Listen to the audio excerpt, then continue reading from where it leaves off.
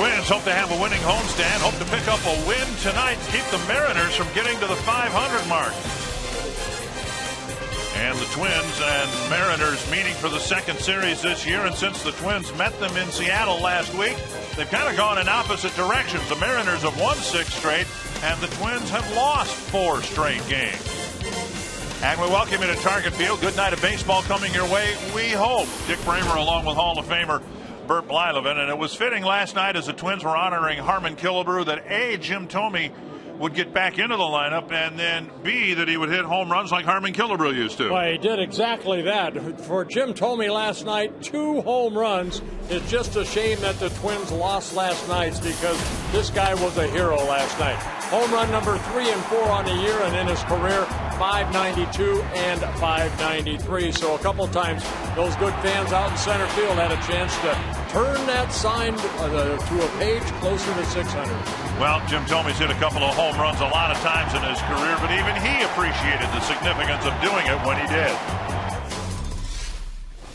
I think everyone knows what a special man Harmon was and what he meant to the organization, what he's meant to baseball, and what he's meant to people.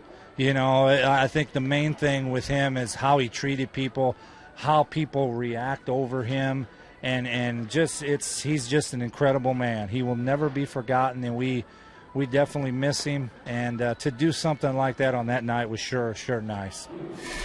Well, pretty nice words coming from a guy. I think in years to come, people will say the same thing about Jim Thome. Twins have lost 4 straight, and over the course of the losing streak, they've scored 6 runs once, lost 7 runs twice, and lost. They are going to need a good start tonight from Nick Blackburn. He's been giving the Twins so far in the month of May 4 very good quality starts, and almost 71% of ground ball outs when the ball is put into play have come on ground ball outs. So Blackburn keep the ball down like he's been doing and hopefully get deep into the ball game. Twins got some players back last night, may have lost some more. We'll get an update from Robbie and Smikowski when we come back.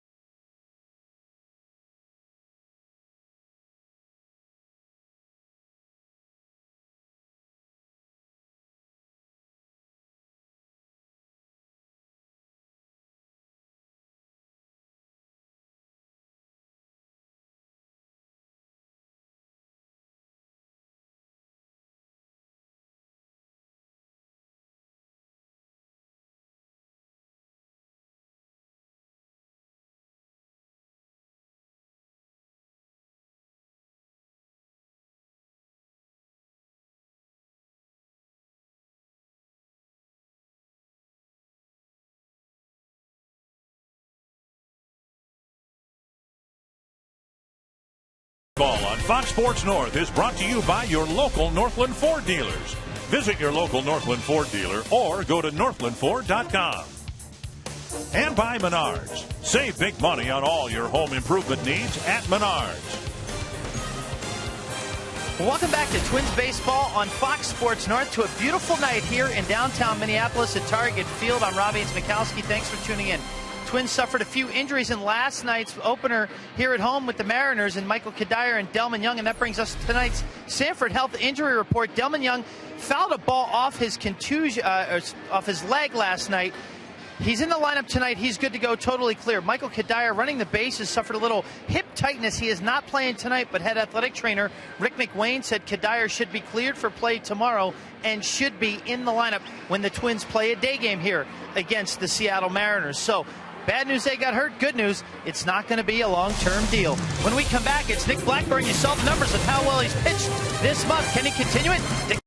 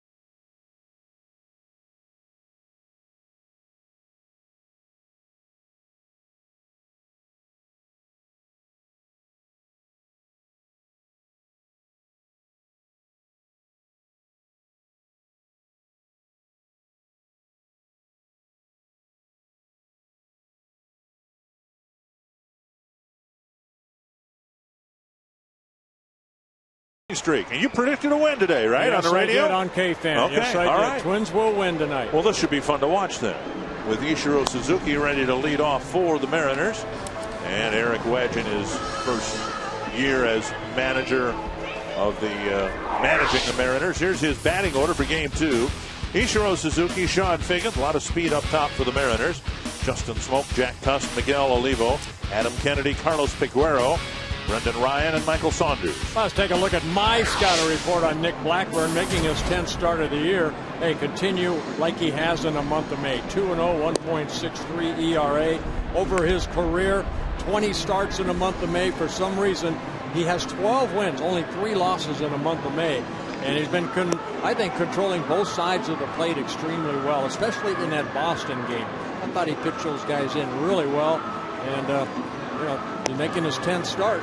His 7th career start against the Seattle Mariners. For Blackburn, he has 2 wins and 1 loss against the Mariners. Twins out in the field have an outfield of Delmon Young, Denard Span, and Jason Kubel. An infield of Valencia and Morneau, the fixtures in the corners. Different middle infield. Tolbert and Garcia are playing there with Rene Rivera behind the plate. Well, I think I've said it a couple of times.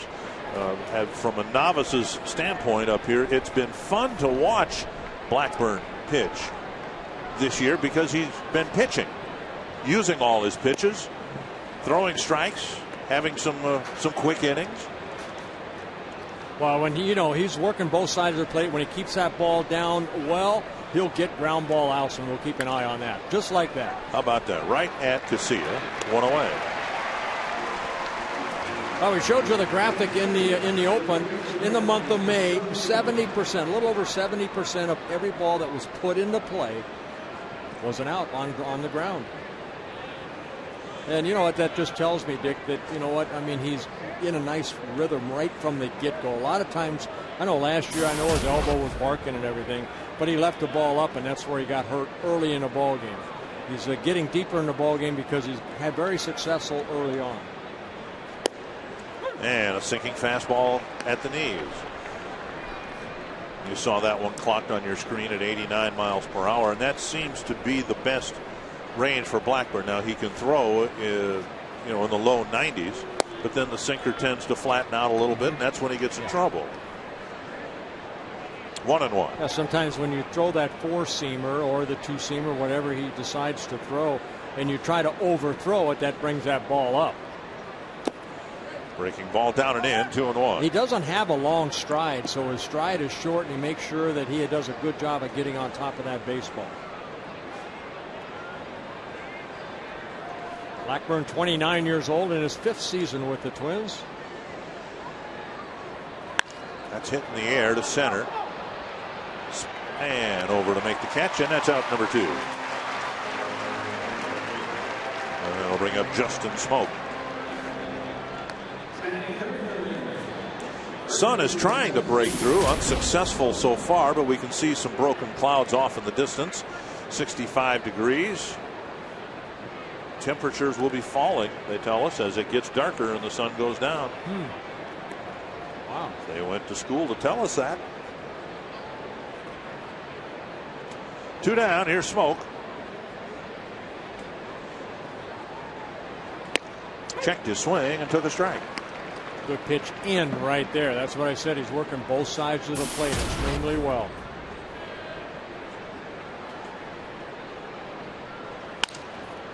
And that's a foul ball. Might have cracked his bat. 2 strikes. Well, this is what we've seen. Now, we've seen Blackburn. It's just 8 pitches, but he's thrown the breaking pitch and the fastball alternately or evenly. I think what we're seeing too, Dick, is that every pitch has a purpose. You know, it's not a waste pitch. I think Pavano last night got into the routine. He just lost his release point a little bit, and then he settled down. I mean, the last 8 batters he faced, able to retire all 8. Tried to clip the inside corner and missed. 1-2. There's Pavano, who left the ball game in position to pick up career win number 100, but another late inning meltdown by the bullpen in the infield. Missed again. 2-2.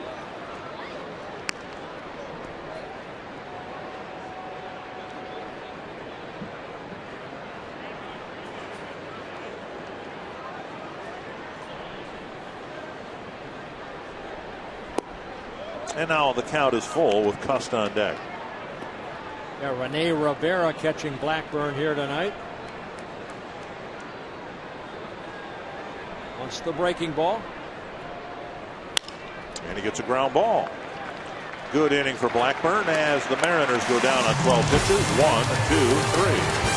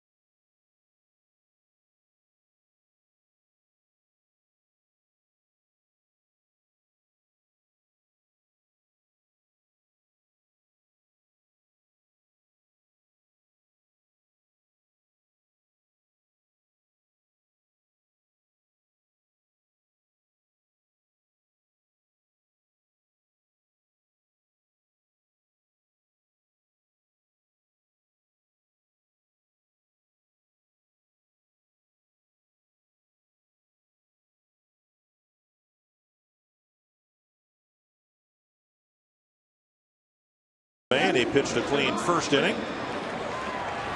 Check out the Menards batting order for Ron Gardenhire in Game 2 of this series. Denard Span, followed by Matt Tolbert, Jason Kubel. Middle of the lineup, Morneau, Thome, and Young, and then Valencia, Rivera, and Casilla. And on the mound here tonight for the Seattle Mariners, it'll be tall, 6'8" right-hander Doug Fister, making his 10th start of the year. Straight over the top as far as a delivery. Now, right-handers have had better success against them than left-handers, but what he's been able to do, and they say he's been able to establish that fastball early. So see if the Twins batters look for that fastball early. Well, Vargas tried to establish a fastball early, and Denard Span clubbed it over the fence for a home run. Yeah, Denard hitting his first home run here at Target Field during the regular season.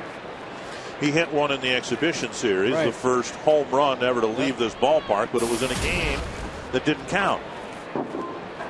1-1. Home runs, obviously not Denard's game. He would probably enjoy hitting a gapper even as much as hitting one over the fence. Yeah, he hit 3 home runs last year, all of them on the road. 8 in '99, and he hit 6 in 2008. But his job, get on base, like Ichiro. Get on base, make things happen. Taken up high, and it's 2-2. Fister's pitched awfully well, and like a lot of his counterparts, he hasn't been given a whole lot of run support, but it's especially true for Fister. He has pitched awfully well, and his record should at least be 4-2 instead of 2-4. Well, it just happens. 7 of his 9 starts so far this year, he has received 2 or fewer runs while he's been out there. You can relate to that, can't you? Yeah, I mean, you just makes you want to pitch a shutout. This one hooked down the line, and it will stay fair. Not a gapper, but an extra base hit with Span rounding second, on his way to third, and he's in with a triple.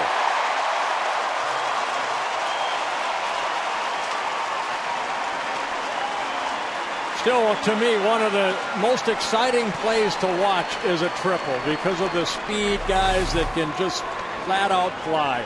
Span gets a breaking ball, drops the barrel of the bat, the ball ends up in a corner. Ichiro has to go get it out of that corner, and Span, you see him hustling right from the get-go, kind of sees where he's at, and he said, you know what, I think I can make it. And he slides in safely for a leadoff triple. And now Tolbert takes a strike with the middle infielders back. For that matter, Smoke at first is playing a fairly deep first base, and it wouldn't take much to get Span in from third at all. Yeah, for Span, his second triple of the year. For the Twins, their 6th triple of the year.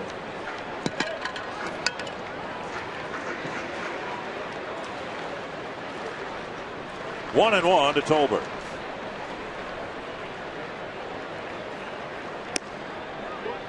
Two and one.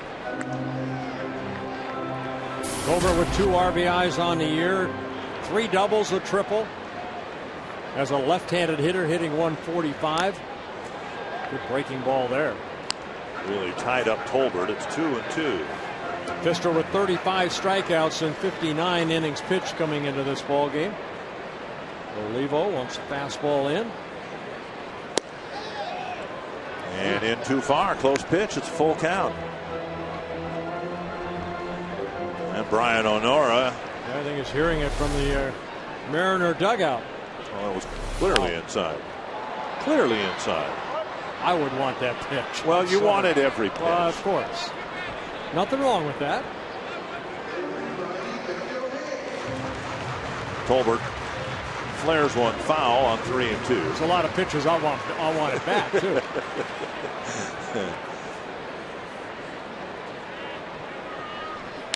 Whoa! Now that's a Tony Oliva bat toss right there. The ball went one way and the bat went even farther the other way.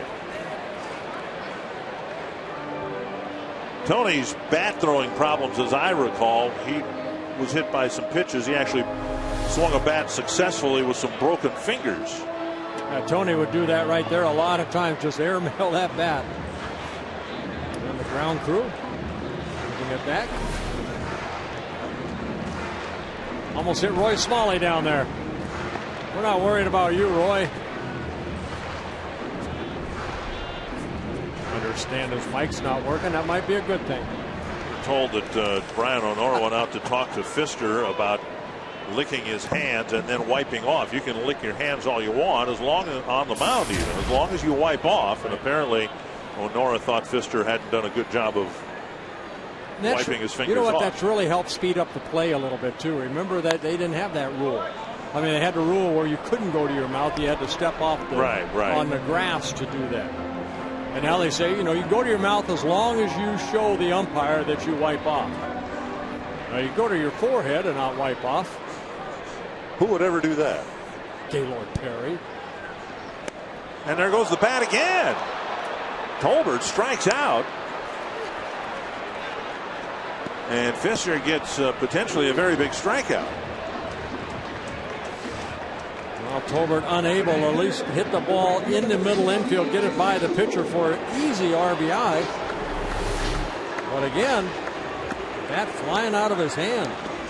I like the second one better. Yes. Went a little bit farther, a little bit straighter. So now here's Kubel taking inside, ball one. Well, Pfister just making his 4th career start against the Twins. He's 0-3 in his career against the Twins, but pretty good, 3.66 ERA. Foul tip, 1-1. Mentioned it last night. Pfister's ERA under 3, but everybody in the Seattle rotation has an ERA of under 4. That's to the left field corner. Now Pfister has Kubel in a 2-strike count. Yeah, Pfister and Blackburn actually hooked up last year in August in Seattle, and it was a game that Blackburn beat Pfister 1-0. So his problems in terms of run support extend back to last year.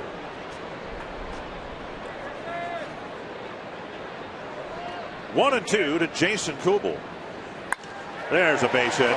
Span will come in from third, and Kubel's driven in his 25th run of the year. Had a frustrating night last night at the plate, and he delivers a solid single to get Span in from third here in the first inning. You know what's so great about the game of baseball is last night's over with. And Kubel, you know, he went 0 for 5, but here, fastball left up, and Kubel, good solid swing, and the Twins are up 1-0. Here's Justin Morneau with Kubel at first and one away. That's up the middle. And out there, and a throw off mark at first. Kubel's retired at second, with Ryan making a nice adjustment after he fielded the ground ball to get the force at second. This is how you jar your back right here. Ryan had to go up the middle, then turn around and try to get to the bag before Kubel did, and then off balance throw to first base. And with 2 outs and a runner at first, the fans in right field paying extra attention here with Thome coming to the plate. And there's strike one. And maybe the fans in left field too. Thome with 2 home runs last night to each side of the ballpark. Thome's home run to right, a typical Jim Thome shot. 465 feet, but in its own way, his home run to left, also typical Jim Thome. That just shows you how strong he is. You know, you leave a ball out over the plate, he's going to take it to right. Pitches away, he's strong enough to hit it over that left field fence. 2 strikes, and now a fly ball to left center field. And in the gap, Peguero makes the catch. The Twins take Denard Span's triple and turn it into a first inning run.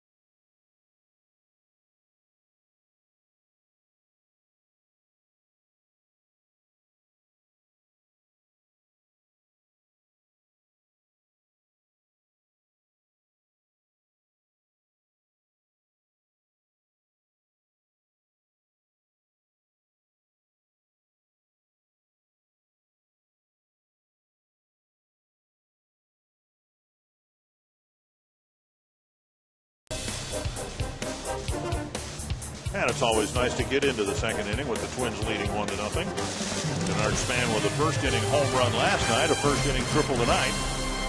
But by this point last night, the Twins were behind 2-1, fell behind 4-1. They put together a comeback of their own before the Mariners staged a late inning comeback.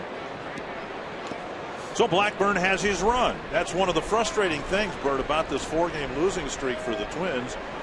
It came on the heels of a 3-game winning streak when it looked like the Twins were going to get some traction and maybe make a move. Here's a liner, and that's over Morneau's head and into the right field corner. And Cuss last night hit the first pitch from Carl Pavano and hit a home run. And here he hit a first pitch double into the corner. Well, Cust, one of those guys that has had very good success against Blackburn over their meetings. He is now 11 for 19 with a couple home runs against Blackburn. He jumps on that first pitch. Morneau leaps for it, but he just doesn't look like it actually went to the left part of his glove. Ball hit very sharply, and Cust on with his 10th double of the year. So now Blackburn to Miguel Olivo. Blackburn got a couple of ground ball outs in the first, and we'll see how he can, if he can, wriggle out of this second inning situation. There's a strike on the outside corner. Yeah, Olivo, another guy that has good numbers against Blackburn. 8 hits and 17 at bats with a couple home runs. So the middle part of the lineup, pretty good numbers against Blackie. Olivo in his second season with the Mariners, his 10th major league season. 2 strikes. You're talking about the losing streak coming right after the 3-game winning streak, but what's particularly upsetting, I think, to the field staff, and I'm sure to the fans too, the Twins have scored 6 runs in one of those games and lost, and twice have scored 7 runs and still lost the ball game. Yeah, where were those runs earlier when the pitchers were pitching a little bit better? That's what's so, weird about the game of baseball. Inside, nearly hit him, 1-2. And incredibly, and this is the most stunning statistic of the year so far, the Twins tonight are hoping to end a 9-game home losing streak. They had an 0-5 homestand the last time they played here. They were 57 and 27 here. Excuse me, 54 and 27 here last year. They won 2 out of every 3 ball games. Now they're 4 and 12. 2-2 to Olivo. He'd love to get Olivo to hit a ground ball to Valencia here if he could. Keep Cust at second base.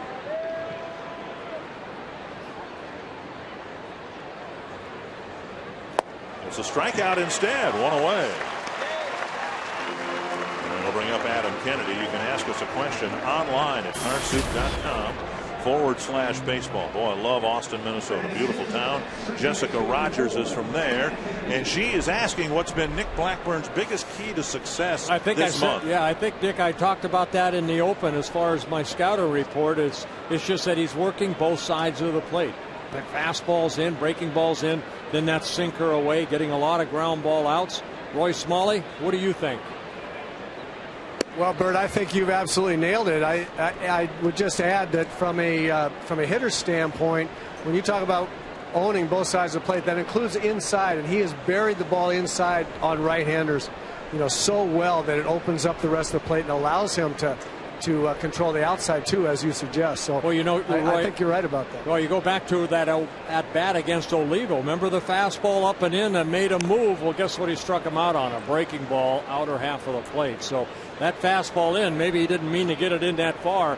That left an impression with Olivo, and then he had a terrible swing on strike 3. I love an 0-2 pitch in that far, Bert. Frankly, I mean, get it in there and bury it in there, and make them think that you're going to come in there.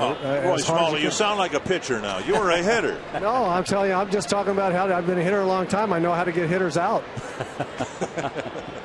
1-1. And here's a drive to right field. Kubel with a catch. They got a chance for a double play. There's a strong arm. Cuss misread it. Headed to third. Kubel to Tolbert ends the inning. And the Mariners waste a double.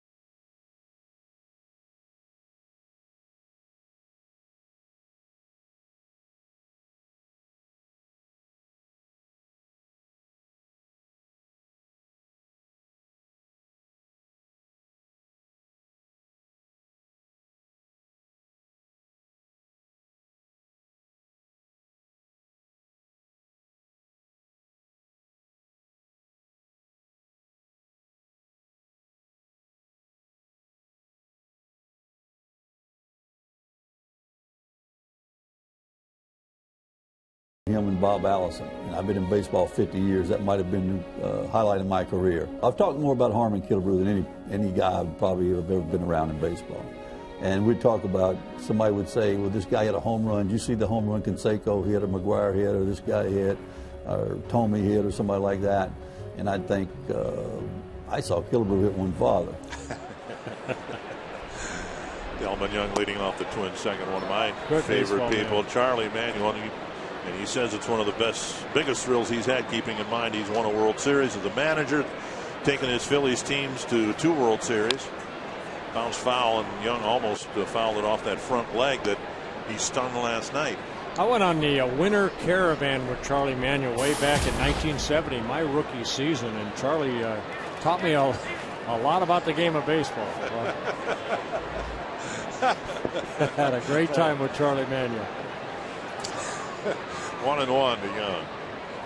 And off the You know, handle of the he bat. had this poem, and I don't recall all of it, but it was a dream that he had that he was at third base, and he saw the squeeze play put on, and he was going to steal home.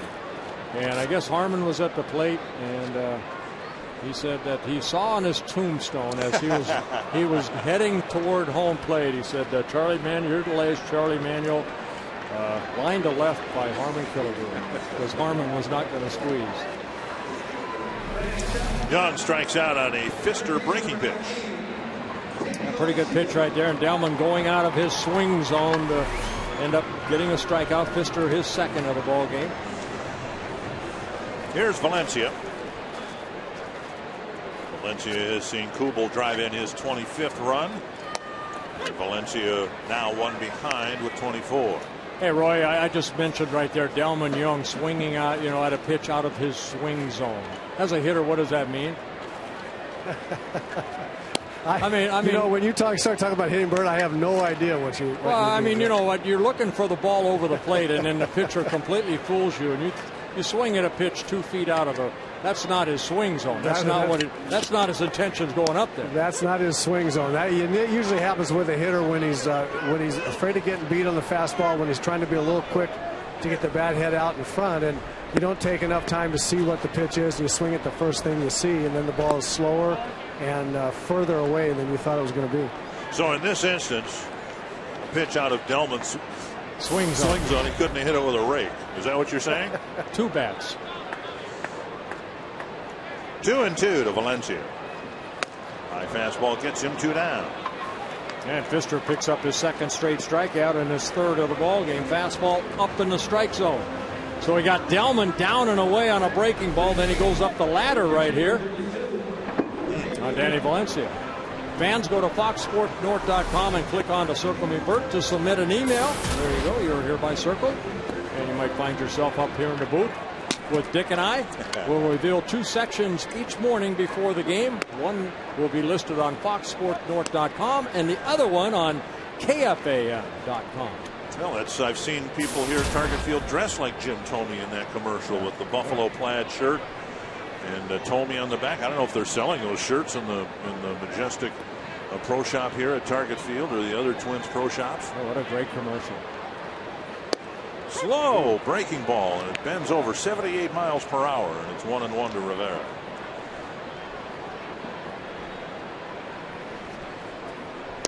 Another one. 77. He's going backwards. And now this one will probably be about 93. Well, it could be an 85-mile-an-hour fastball. It'll look 93 right there. 92. Got the job done. Rivera takes 3 strikes, and Fister strikes out the side.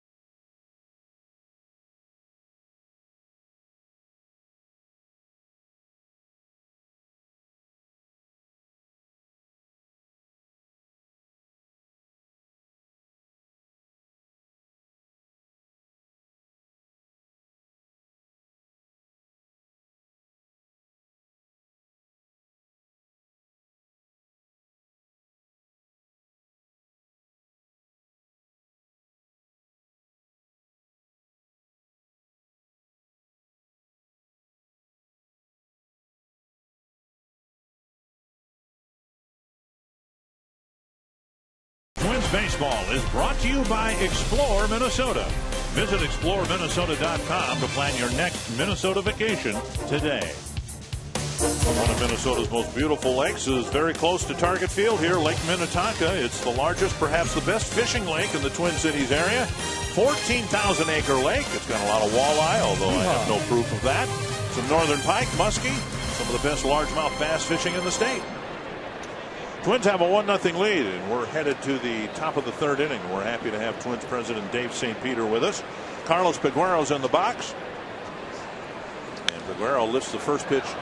Foul, 1 strike. Well, David, this is a very special homestand for the Twins because in the middle of it, we're honoring a guy who, as we've said many, many times, still the face of the franchise, Harmon Killebrew. Well, you're right about that, Dick. And Thursday night, we will remember Harmon and I think provide Twins fans really a chance to come out here to Target Field. And there's been a lot of great things said about Harmon. I think everything's true.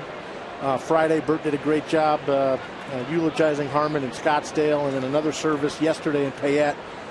The service here Thursday night, I think, will be a celebration of Harmon and a lot of baseball focus, and a lot of great stories will be told. And I know the family, the Killebrew family, is very much looking forward to the Thursday service and sensing what we've all sensed in Minnesota, the outpouring of love for Harmon Killebrew.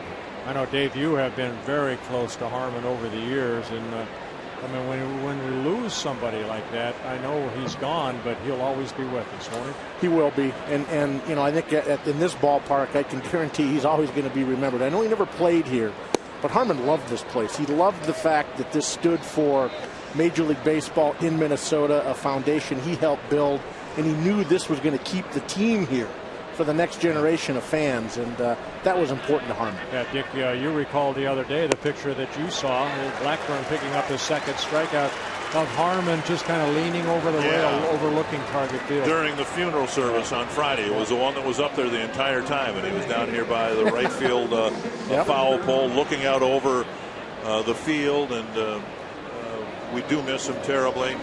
But we've got a special night in store for Twins fans. Admission is free.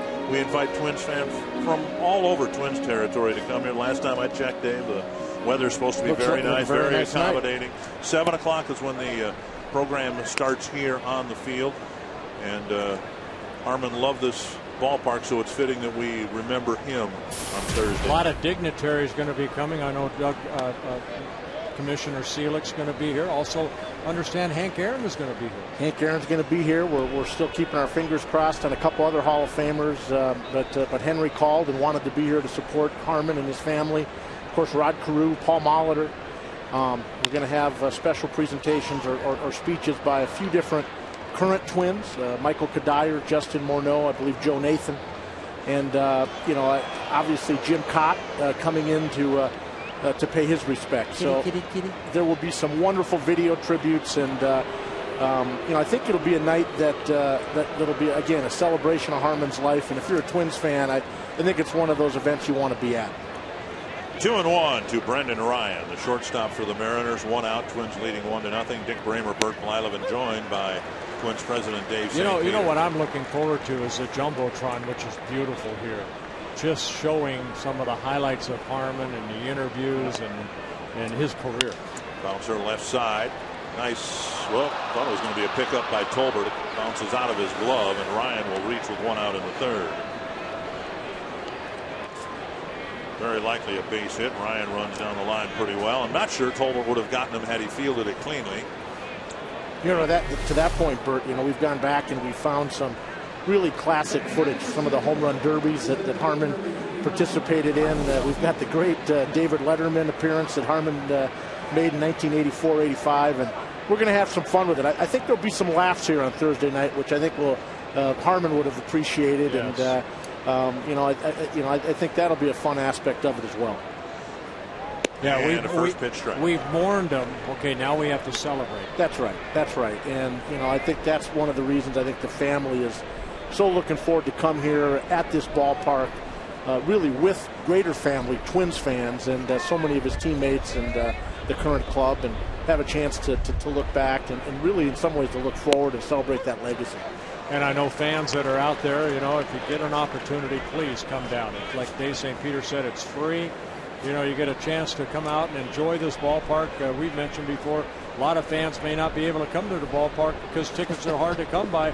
Come and walk around Target Field and reminisce with everybody about Harmon Killebreau's life.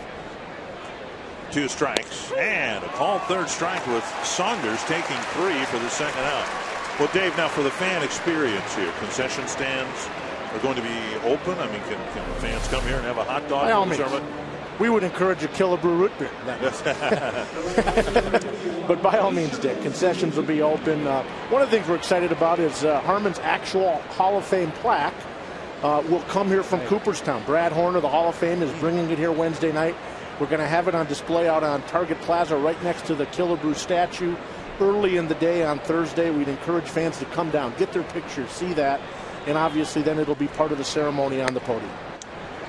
1-0 to Ichiro. Ryan at first with 2 away. Blackburn has 3 strikeouts first time through the Seattle batting order. Dave, when I went through my orientation about 2-3 weeks ago, that's one thing that I did when I went into the plaque hall was basically go to all the Twins, Kirby Puckett, Rod Carew, Harmon Killebreau, and I have some pictures of that, me basically putting my hand on top of their plaque. And little did I know later, a little bit later, Harmon would be gone. Well, that specific plaque will be here in Minnesota on Thursday. We're so thankful to Jeff Idelson and the Hall of Fame for allowing that. It doesn't happen very often where a plaque will actually leave that hall, but they felt it was appropriate to have it here on Thursday for all the Twins fans to share in it. Very nice. 3-0 to Ichiro with 2 gone. Brendan Ryan at first, Twins leading 1-0. Black band across the retired number 3 here in honor of Harmon Killebreau. That's a fly to center. Span going back and getting it on the warning track. Well, Dave, we'll hope for a big crowd. We'll hope for great weather, and we'll hope for very special memories Thursday night here at Target Field. How about a couple Twins wins? That'd be nice too.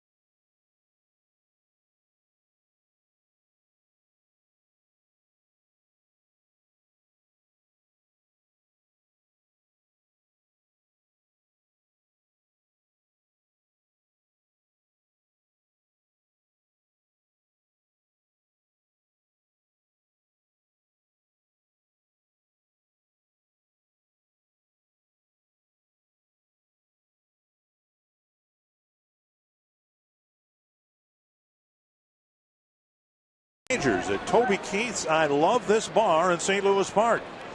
Numerous current Twins will be on hand for a private dinner and public event. This year's Hang with the Majors benefits the Minnesota Military Family Foundation. And tickets are available right now, hosted by the Twins Wives Organization.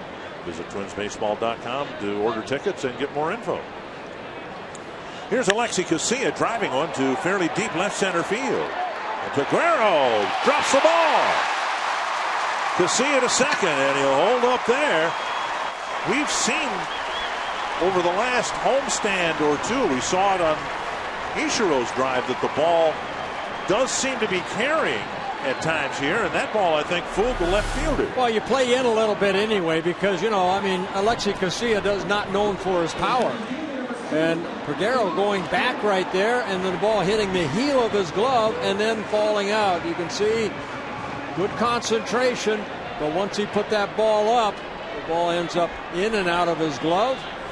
So it'll be a double for Casilla, a leadoff double here in the bottom of the third.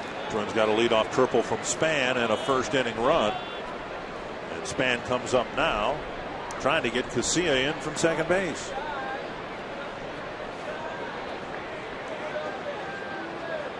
Strike one.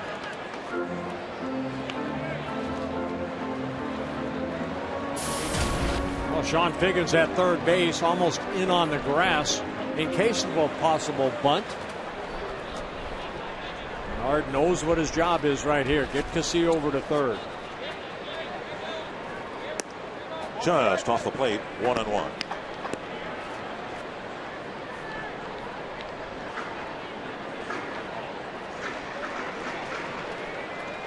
These are the little things right here that I don't think we've seen the Twins do it their way yet this year on a consistent basis, Dick. We've seen too many times in this situation a ground ball to third or short and not advance the runner. Well, and we saw a similar situation in the first inning. Tolbert doesn't get the job done. The Mariners are all but conceding the first run, just put the ball in play, and Tolbert didn't get the job done. Thankfully, Kubel did with a base hit. And there's a grounder that'll advance the runner. Ryan looks at third, throws to first. So no, he didn't pull the ball, but he hit it behind the runner. There's a good jump by Casilla because as a base runner, if that ball is hit to his left, you take off, and that's what Casilla did. If it's to his right, he may hold his ground. So Span does his job. And that gets the Mariner infield to play in here for Tolbert. AT&T trivia question. What is the Mariner club record for longest road winning streak? Tolbert in pretty much the same spot now as he was in the first inning. The difference is there's one out now. And the Mariners have the infield in. But a runner at third and a chance to get a run batted in.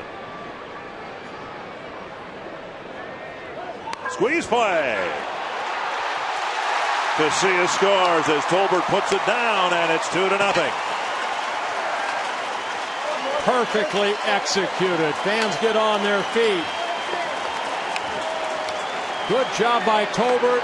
Good execution by Casilla at third. You don't want to leave too early. And here comes Casilla. The ball bunted. Fair. Casilla tagging for the second run.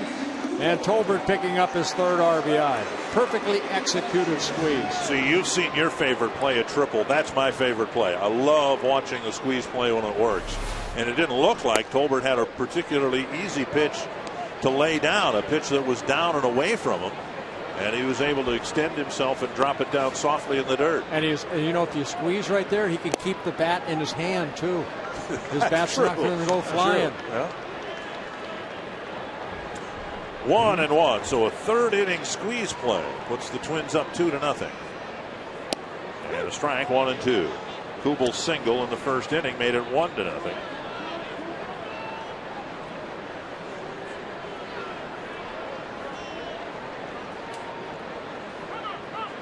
Time call.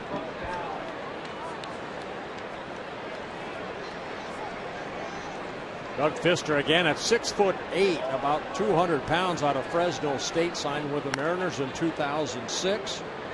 27 years old. Just watching his delivery reminds me of another tall, lanky pitcher the Mariners used to have, Eric Hansen. Remember him? Mm-hmm. Yes, I do. I don't think he was quite 6'8". 1-2 to Kubel. Well, you imagine the downward plane that he can generate because he's straight over the top. He's not a three-quarter type pitcher. If he can keep that ball down in the strike zone.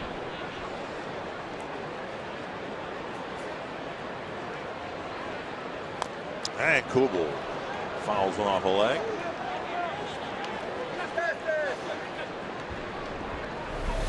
One and two. There's his delivery right there. Looks straight over the top.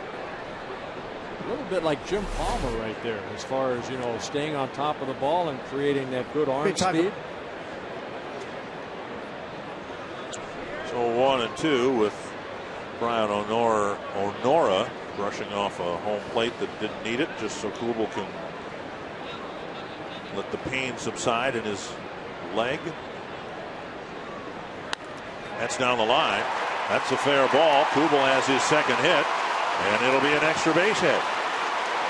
And Kubel will hold up with a double.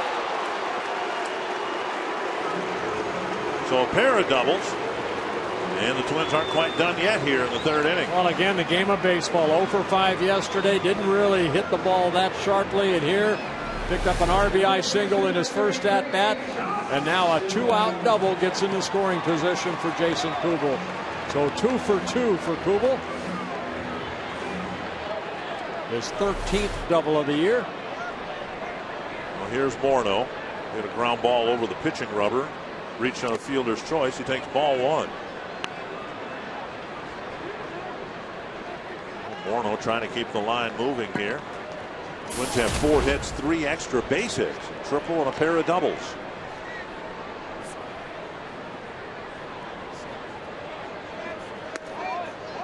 And now 2-0. Twins baseball brought to you in Sony High Definition.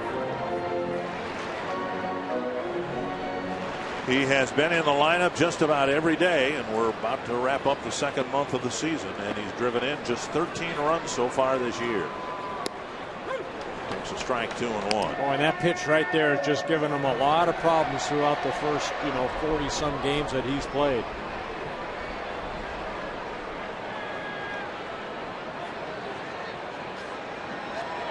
Two and 1.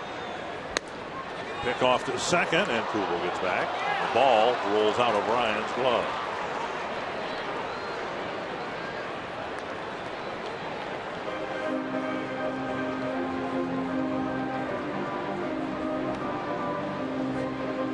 Three and 1 to Morneau with Thome on deck.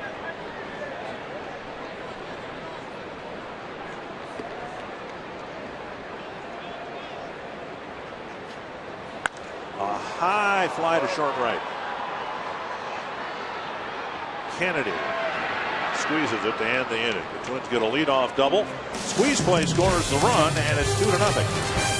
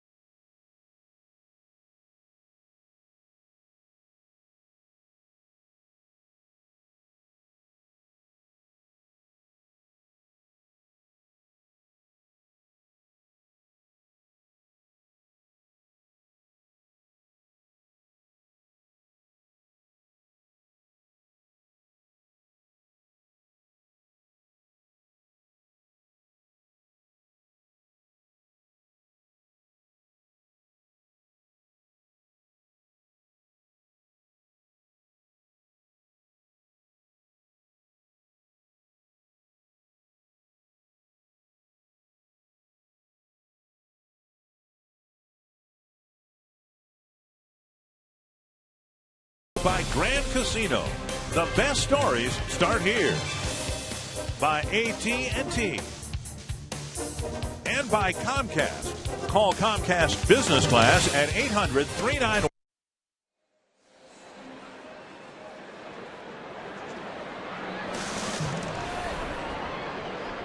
Twins with a 2-0 lead. And Nick Blackburn will face Sean Figgins, Justin Smoak, and Jack Cuss. Yeah, good pitch count for Blackie. 38 pitches, now 39. 22 have been strikes. Figgins with a fly ball to center his first time up. 1-0 to Sean Figgins.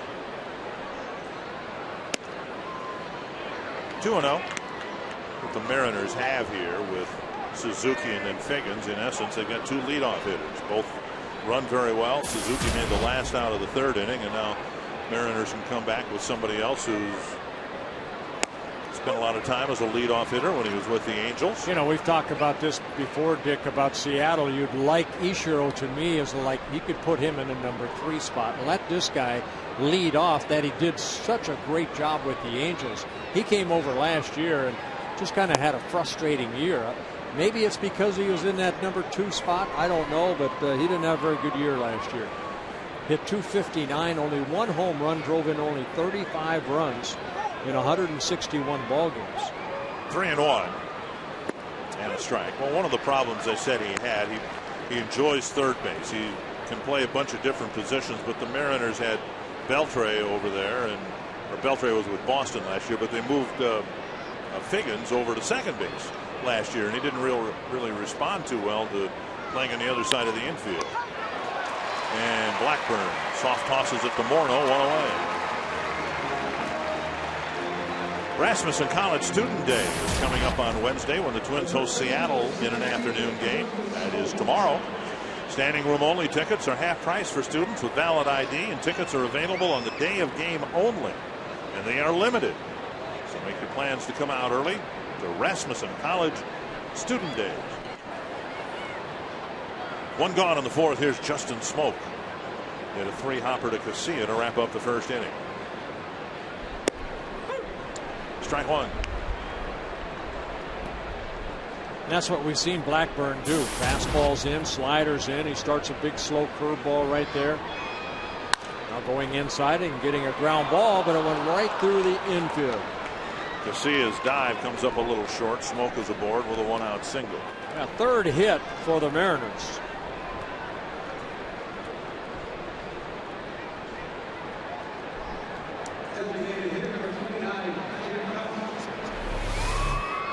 Well, you get the ground ball, but you can see Casilla, good effort right there, just out of his reach.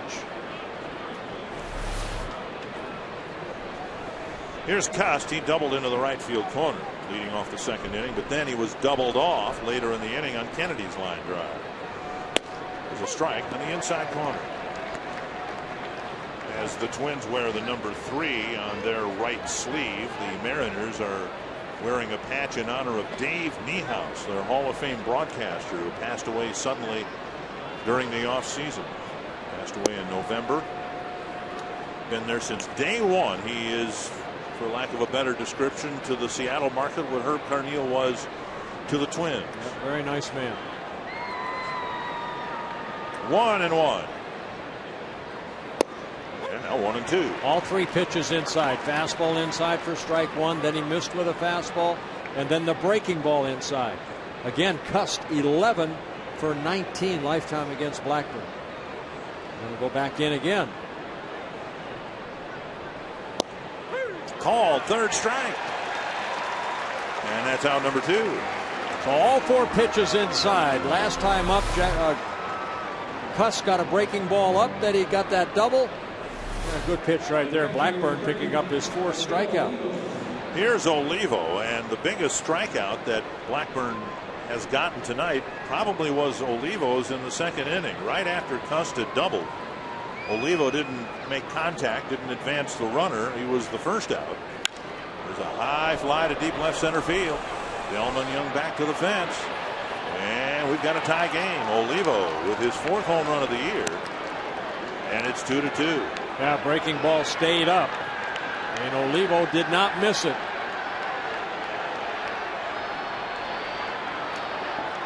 So Olivo, who did not get the job done in the 2nd inning, gets it done here in the 4th to tie the game.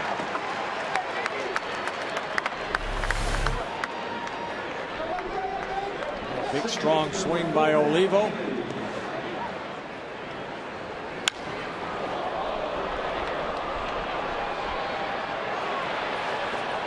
It's a 2 apiece, and that brings up Adam Kennedy with a line drive to Jason Kubel in the 2nd, and then Cust was doubled off second base.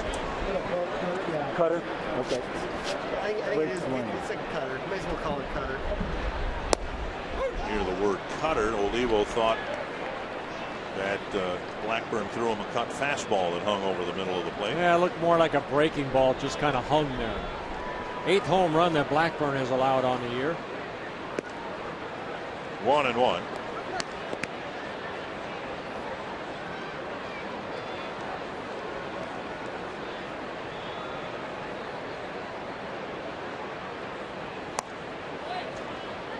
Off the plate, and it's 2-1.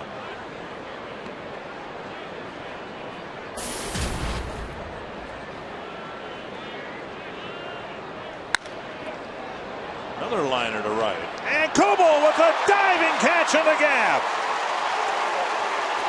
Jason Kubel ends the inning with a diving catch in right center.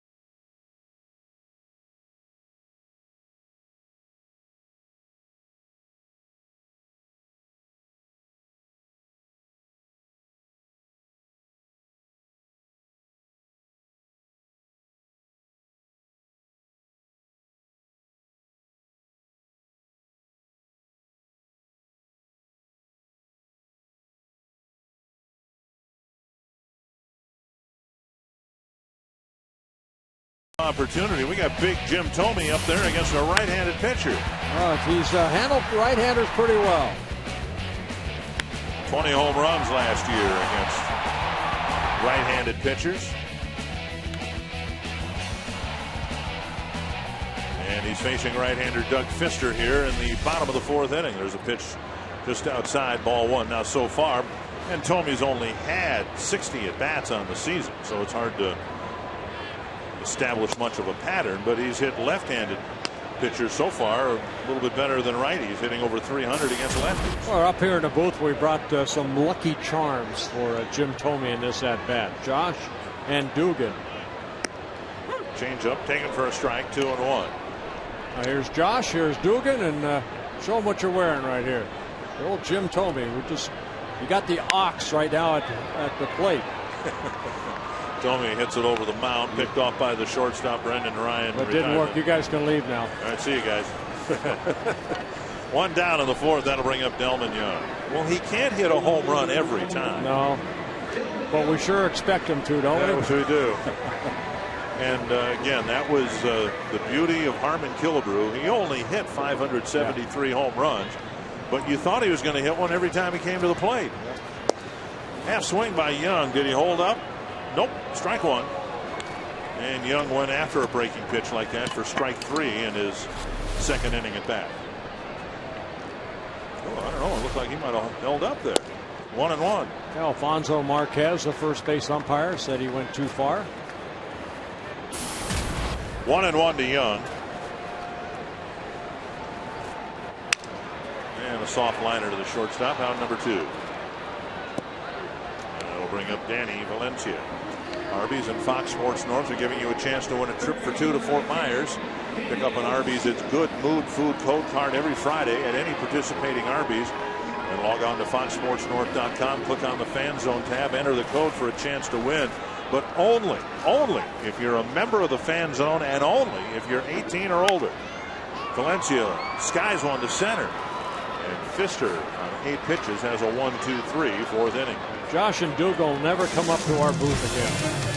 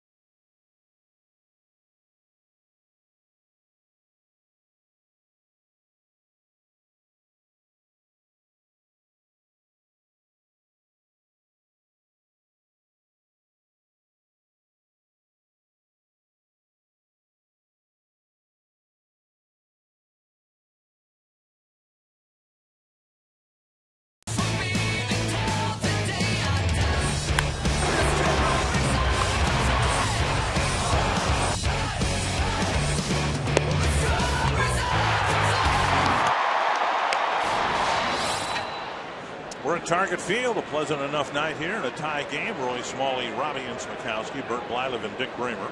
And we go to the 5th inning, tied at 2. Carlos Piguero leads things off. Struck out his first time up, and he's just taken strike 1. Talk about the Mariner winning streak.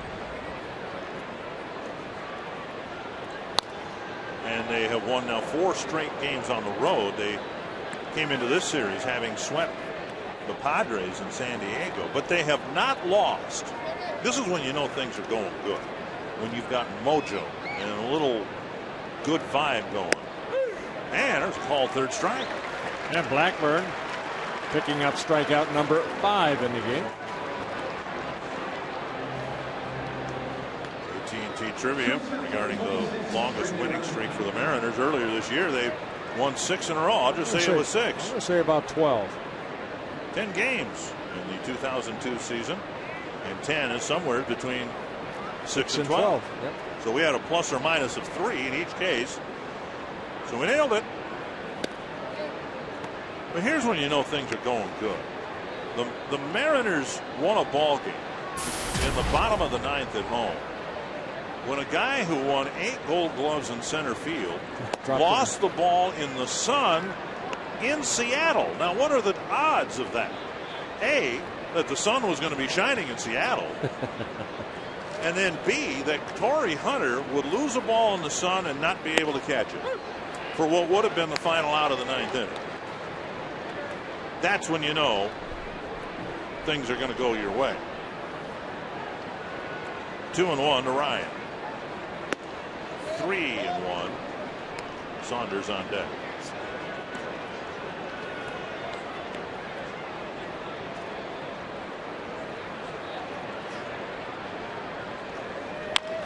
Tapper to third. Valencia charges, fires on the run, and Morneau can't field it cleanly. And it'll be a base hit, I suspect, for Brendan Ryan. Couple of hits now for Ryan.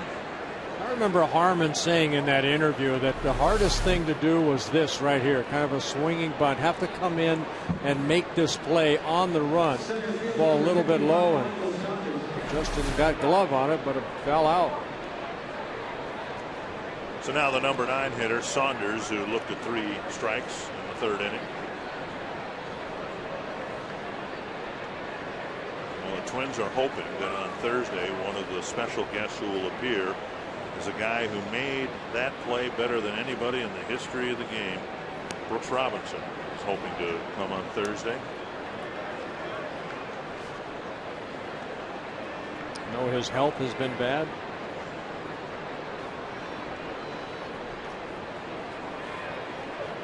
We had Twins president Dave St. Peter with us an inning or so ago, and as he was leaving off the air, he said that when we talk about my home run king, Hank Aaron, is going to be here on Thursday.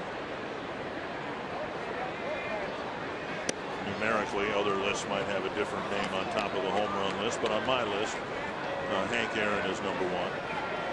And he sought the Twins out when he heard about this ceremony and wanted to come on Thursday. The Twins didn't seek him out. He wanted to be here for Harmon. Very nice. 1-0 to Saunders and a throw to first. Did you tell me you faced Hank Aaron once in a spring training game? Yeah, I faced him during the season too. He's one of the first hitters I ever faced when I was 18 years old in spring training. And he hit in a double play. I wonder if he remembers that. I'm sure he does in his spring training game. You do? I thought, well, yeah, I thought I was in heaven, and the next hitter was Rico Cardi, and I hung him a curveball, and he hit it on the next field, on the other field. I mean, in West Palm Beach, like at second base. They had a little half field. He hit it like second base, so I was on top of the hill on one pitch, and next pitch, I was back on the ground again. There goes the runner, and the pitch grounded off a foot, foul. 1-1. So the Mariners in a tie game start Ryan, who we've seen run pretty well, and Saunders fouled it off his foot.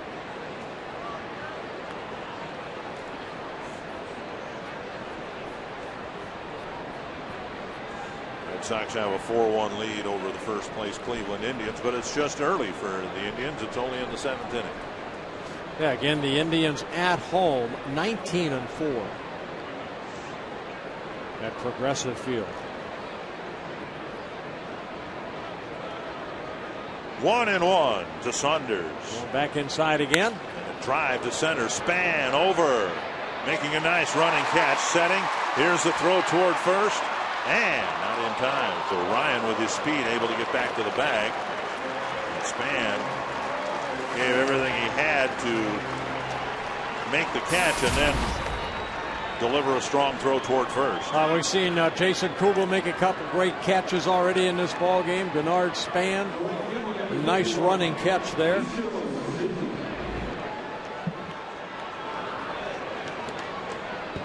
So 2 down. Pretty well hit ball. Span's caught a couple of line drives tonight.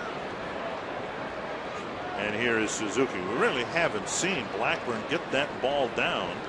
He's only gotten 1 ground ball out since the first inning and only 3 total.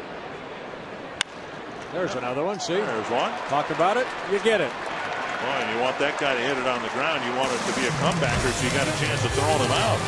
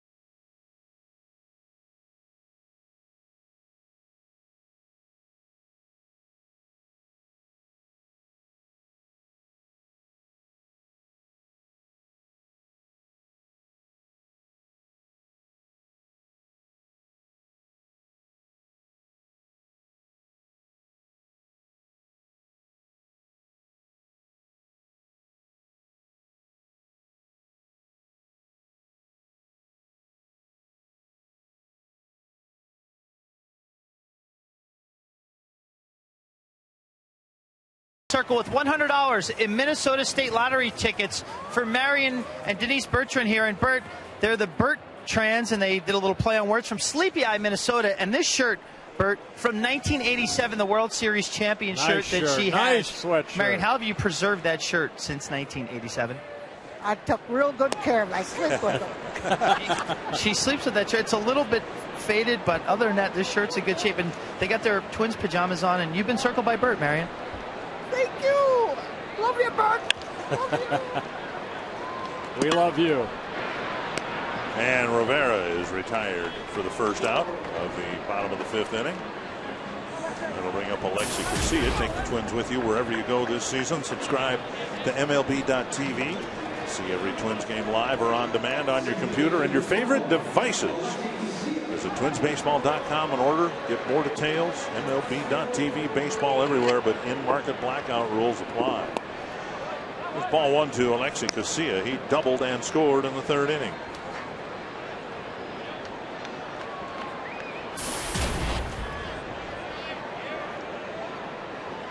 He scored on a squeeze play. So we've seen the Twins over the last 4 games, all losses, hit a lot of home runs, and they went small ball to score their 2nd run of the ball game. And a strike on the inside corner. Fister's been tough, except for the 1st and 3rd innings. He's pitched very quickly and brilliantly. With 1, 2, 3 innings, here's a lazy fly to center, and that's out number 2. That'll bring up Span. Hey, look at that good-looking guy. Log on to Fox Sports North and read more. Yeah, I went to, you can go to foxsportsnorth.com and then read part of my article, and then go over to bertblyleven.com and read the rest about Harmon Killebrew, my tribute to Harmon Mr. Killebrew. Span tripled and scored in the 1st, and great stop at short by Ryan. He has no chance to get Span. So this has been a really good night for Jason Kubel and Denard Span. Span is 2 for 3, and when he made it out in the 3rd inning, he advanced Casilla from 2nd to 3rd, and that set up the squeeze play. Yeah, Denard Span 3 hits in last night's ball game, just hitting that ball the other way. Great play by Ryan, but no chance to get the speedy Span. So 5 hits for Denard Span over the last couple of ball games. So maybe we'll see Span try to steal a base here. Span on the season has 4 steals and 5 tries. Yeah, he stole a base in the 8th inning last night.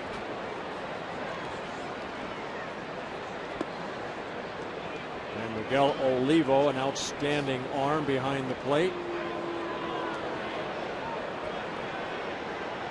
Roy Smalley down by the Twins dugout. Tolbert had a frustrating first at bat in striking out, but he dropped down an awfully nice squeeze bunt. Yeah, Roy Smalley, excellent squeeze bunt, was it not? It was a great squeeze bunt, and he did a great job to get his bat on a tough pitch. And that ball grounded up the middle, and they get the force at 2nd. Nice pickup by Kennedy. A flip to Ryan. The inning ends. We head to the 6th, tied at 2.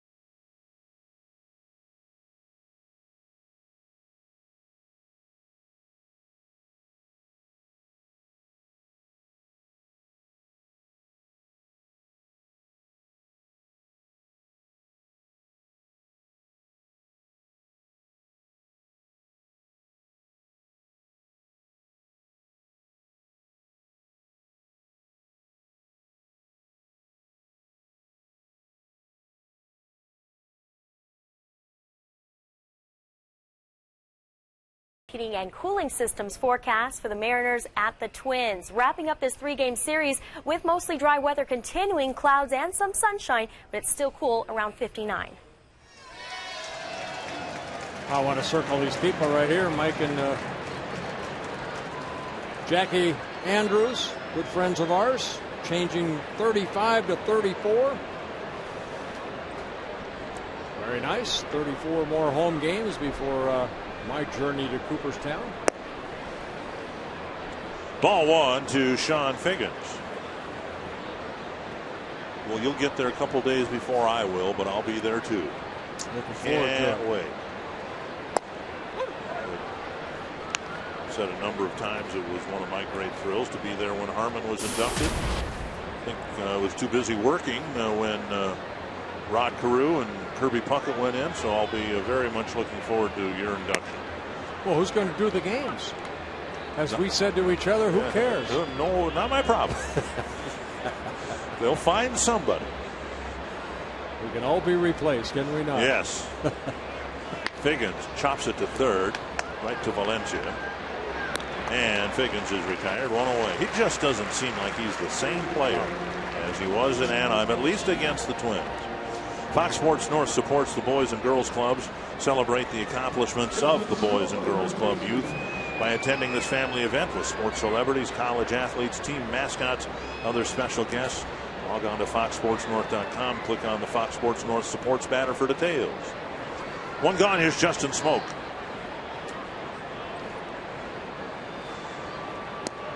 Outside, ball 1. Blackburn trying to even his record at 4-4. His ERA seems to be coming down with every start, down to 3.40. Foul back, 2 strikes. And you've talked a lot throughout this month about how he enjoys pitching in May, but that's just got to be a calendar thing. I mean, there isn't any reason why he can't pitch just as effectively in June or September as he can in May. Yeah, for some reason it seems like maybe, he finds his groove a little bit. Now, last year was a frustrating year for him, but still in the month of May, had a very good month last year in the month of May.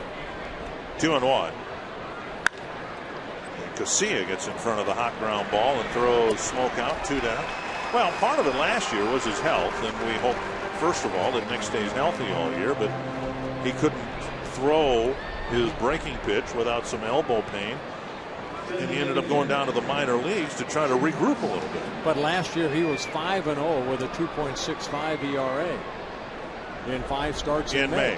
Right. And then the arm problem started to flare up. Starting to get some ground balls now. 3rd time through the order, he's faced 3 men and gotten 3 ground balls. And here's Jack Cust.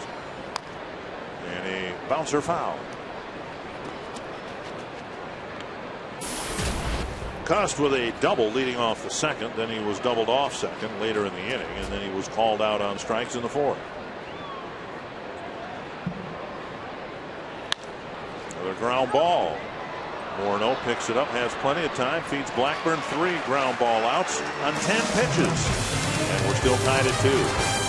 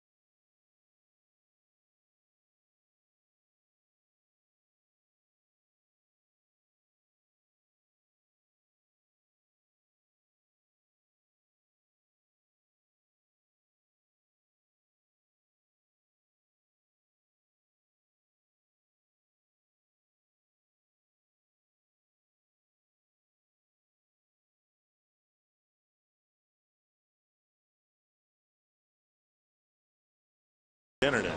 Nick Blackburn, 6 very good innings at 91, and Doug Fister at 93. Jason Kubel, Justin Morneau, Jim Thome, 3 very good, very powerful left-handed hitters. Kubel's had a good night with a single and a double. Morneau's 0 for 2 and Thome's 0 for 2. So we'll see how Fister fares facing these 3 lefties the third time. Strike 1. Well, he's throwing that slow curveball for strikes here tonight. Good curveball to strike, get strike 1. In the dirt, 1-1.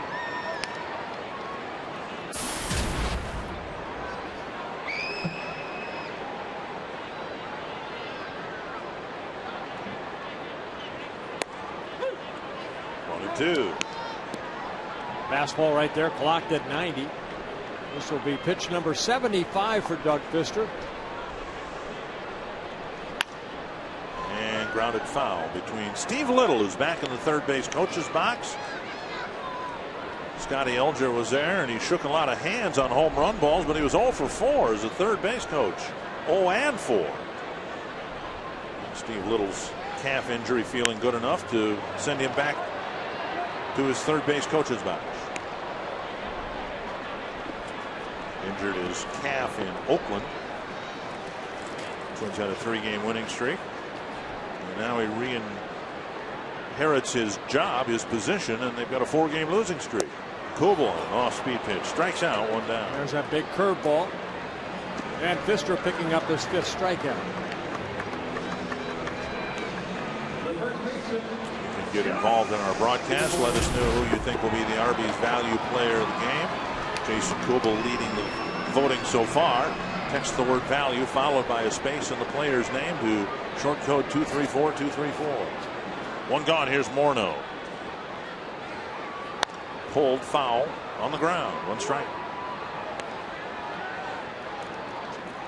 Morneau hit a grounder over the pitcher's mound. Was reached on a fielder's choice, and then he popped up to second. A little bit low, 1-1.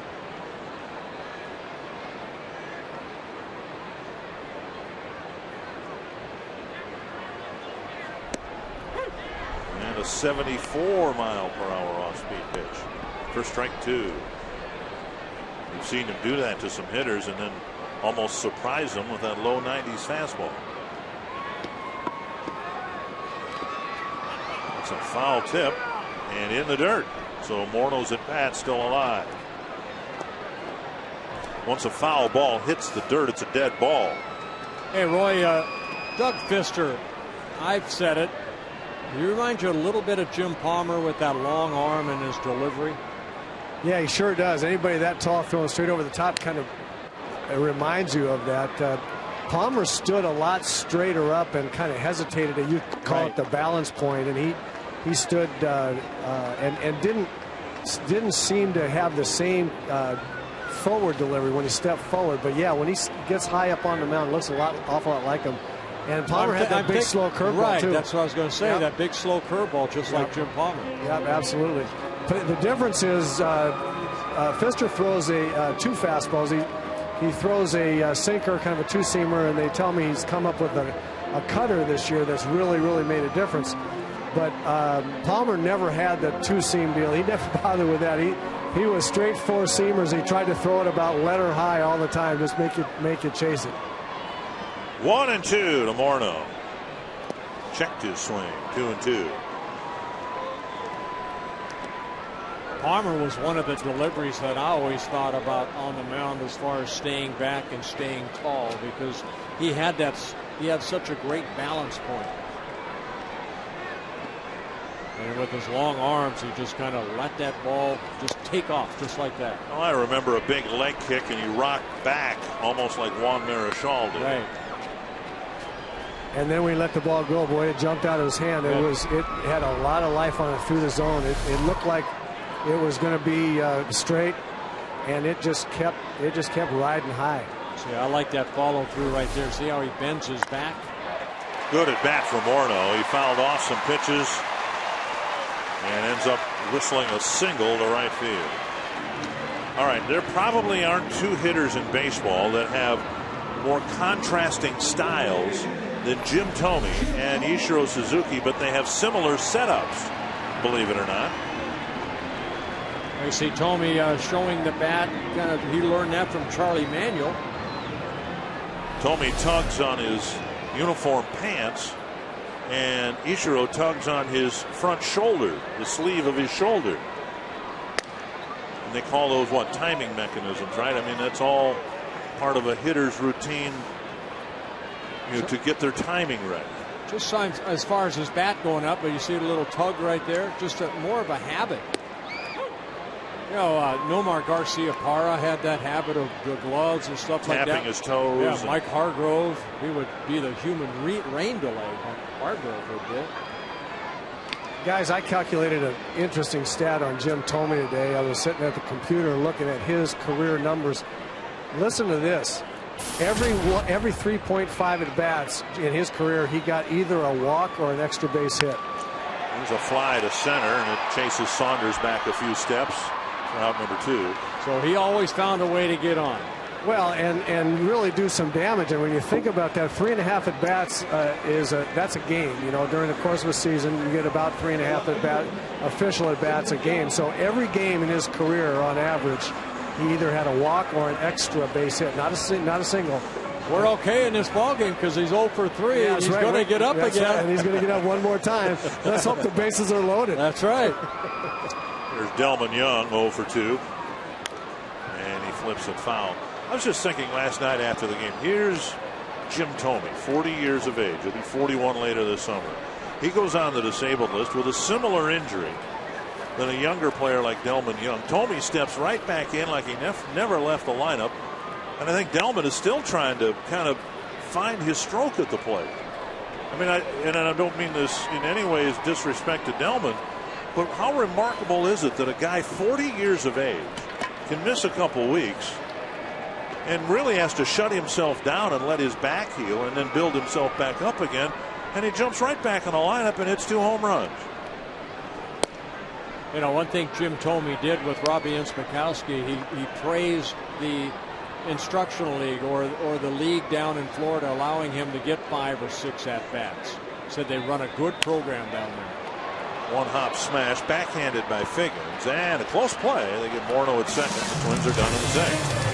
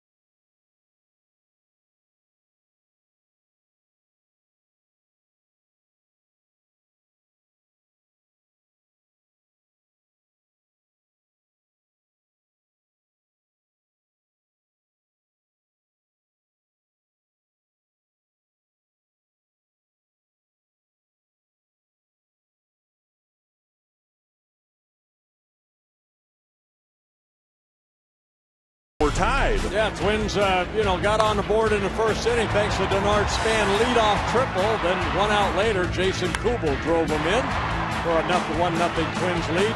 Twins added another run in the 3rd inning. Perfect squeeze right there by Tolbert, scoring Casilla.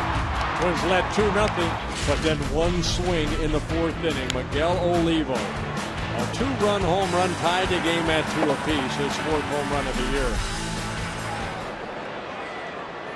Jason Kubel and Matt Tolbert with the RBIs, and Olivo has the 2 for Seattle, and Blackburn starts him with a pitch on the outside corner, 1 strike.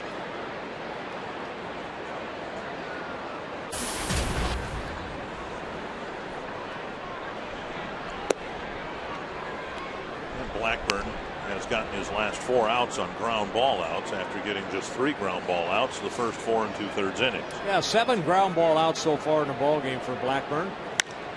Hit high and deep to right center field. And off the fence, Olivo's got an extra base hit, and he'll hold up with a leadoff double. So a leadoff extra base hit here in the 7th, and the Mariners are threatening to take their first lead. Well, Olivo now 10 for 20 against Nick Blackburn. In his career, that fastball just took it the other way. Fox Tracks brought to you by Carrier. Here's Adam Kennedy, who has lined out twice to Jason Kubel. In the 2nd inning, Kubel made a nice catch and a better throw to double off Cust from second base. And then in the 4th inning, a diving catch in the gap by Kubel on another Kennedy line drive. Gotta watch a possible bunt here. Strike 1. That's why Danny Valencia is in on the grass. Kennedy, just from the time I've seen him, he's been pretty much a dead pull hitter, hasn't he? Yep. And so Blackburn tries to pitch him away. All he knows right now at the plate, don't hit it to Kubel. But he's going to try to pull the ball, and if it's on the ground, it'll advance Olivo to 3rd. This one to the gap in right center. This time Span with the catch. Olivo tagging, and he'll advance to 3rd on another smartly hit ball off the bat of Adam Kennedy. He did his job. You don't always have to hit the ground ball to advance the runner. You can hit the fly ball like Kennedy did right there. So he does his job and gets Oliva to 3rd base. And now Blackburn going to try to get another strikeout of Carlos Peguero. He went down swinging in the 3rd, looking in the 5th. Yeah, he has struck him out inside in his first 2 at-bats. He's really busted him hard in. Twins bring the infield in.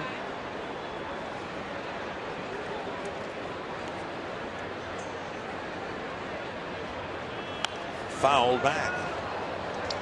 So the Twins have to be aware Peguero's a big guy. He doesn't look like he's ever bunted in his life, but Olivo runs pretty well at 3rd base as catchers go.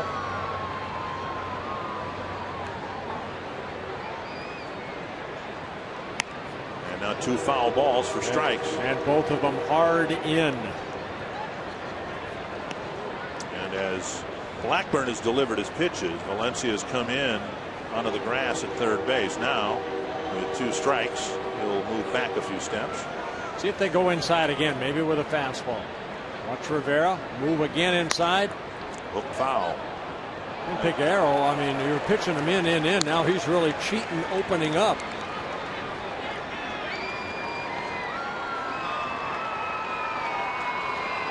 So you're looking for a strikeout. You've struck this guy out twice. Going back inside again, get it in deeper. But I'd be hard pressed to identify which pitch is Blackburn's strikeout pitch. Well, sometimes he'll run that fastball that'll start inside and come over the plate, but I don't think Peguero's going to allow that to happen. I mean, anything inside, he's going to be swinging hard. What a high 4-seamer. There's a slider right here. Busted bat, runner coming home. Casillas throw. Rivera with the block and tag. And Rivera took the blow from his fellow catcher and held on to the ball, out number 2. Great play right there by Casillas, charging the ball and getting it to Rivera quickly. And Olivo, a catcher himself, he knows he's got a chance right here to maybe knock the ball out of his glove. You see Rivera guarding the plate and then the tag and hold on to that ball, and the ball stayed in the glove. That's what catchers like. You have a little extra time to make sure you make the tag. And you can see Olivo just trying to knock the ball out of the glove. Good hard slide. And you could see Rivera closing the glove and cinching it closed with his other hand because he knew a collision was coming.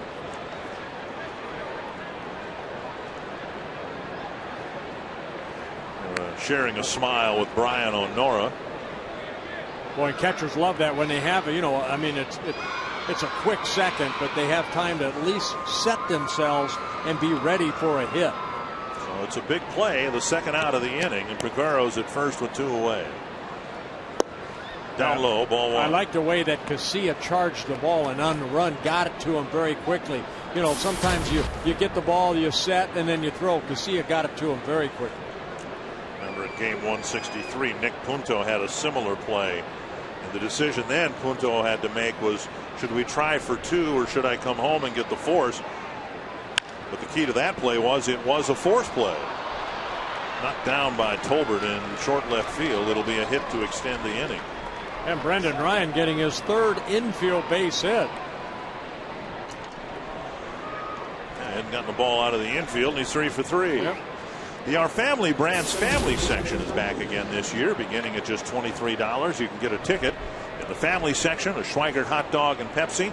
Ticket availability is limited. If you want to sit in the Our Family Brands family section, call 800-33-TWINS or visit twinsbaseball.com. First and second, 2 gone. Here's Michael Saunders. Called out on strikes his first time up, hit a liner to Span in the 5th. Came inside with that breaking pitch. A swinging strike. Again, Blackburn, outstanding. 90 pitches, 58 for strikes, working both sides of the plate. No walks, 5 strikeouts.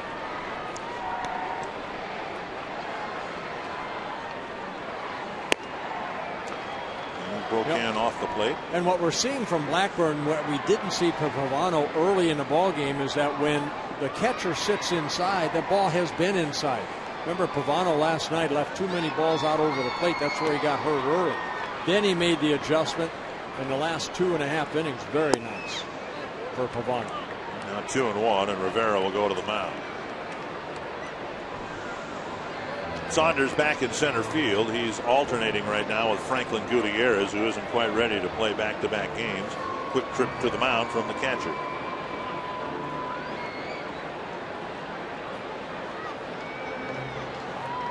Gutierrez has been saddled with a digestive issue. Getting more ground ball outs here as of late, hoping to get a 3rd out in this at bat. Keep this a tied game. Fouled back, 2-2. There's Gutierrez. One of the best defensive outfielders in the game.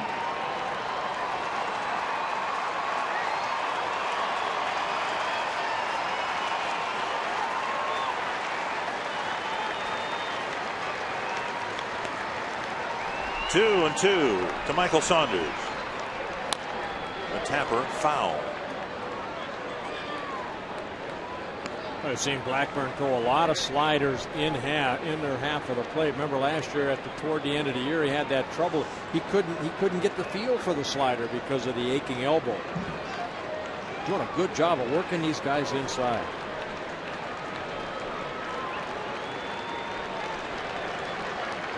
Two and 2. Another pitch inside, fouled off. Blackburn was really last year disarmed. He was in essence a 2-pitch pitcher, but he couldn't throw one because it hurt so much, so he worked on his straight change, and now at times we've seen him with a little bit better command of that 3rd pitch.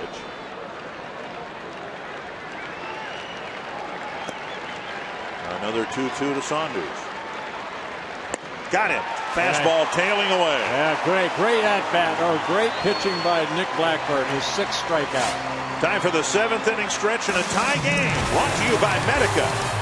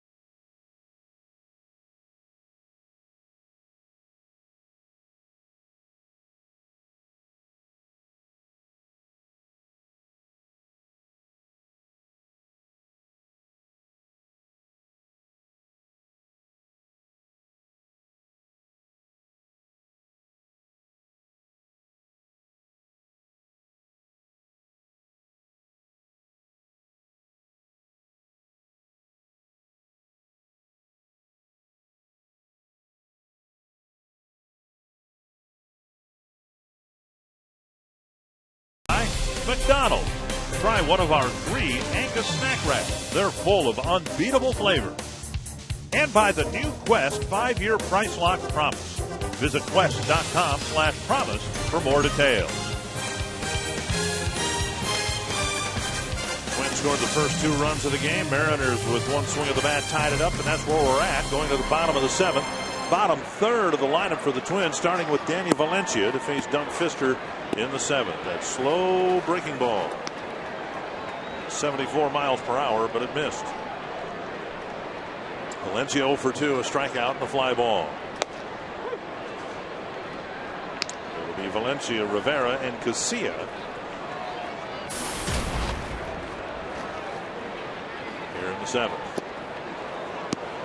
1-2.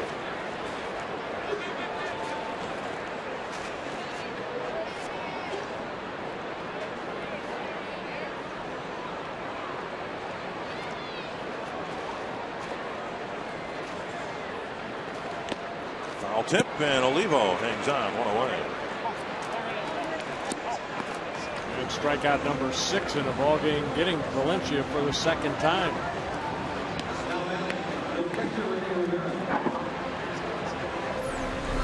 Pepsi Max in-game box score. Denard Span with the triple. He scored a run, added a single, and then Jason Kubel a couple hits with an RBI. 1-0 with a single, and Casilla with a double, and scored on that squeeze play by Tolbert.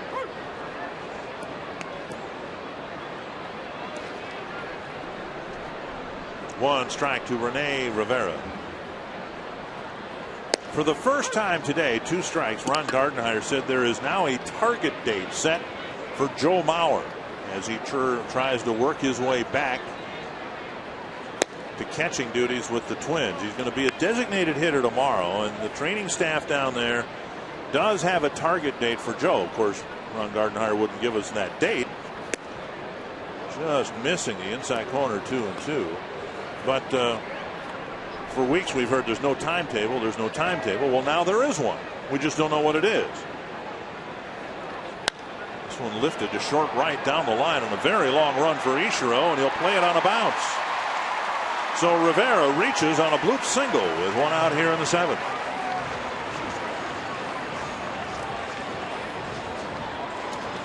Harmon Killebrew honored here on Thursday night, and Jim Cott had a quote on Harmon Killebrew saying that when things were going tough on the Twins, losing streaks such as the one they're in now, Harm would say the way to end this is shut them out and hit 1 out. And Kitty could shut him out, and Harmon could hit 1 out. Kind of hard to argue with that. Casilla to right field, but Ichiro will play the bounce, and he plays it wonderfully.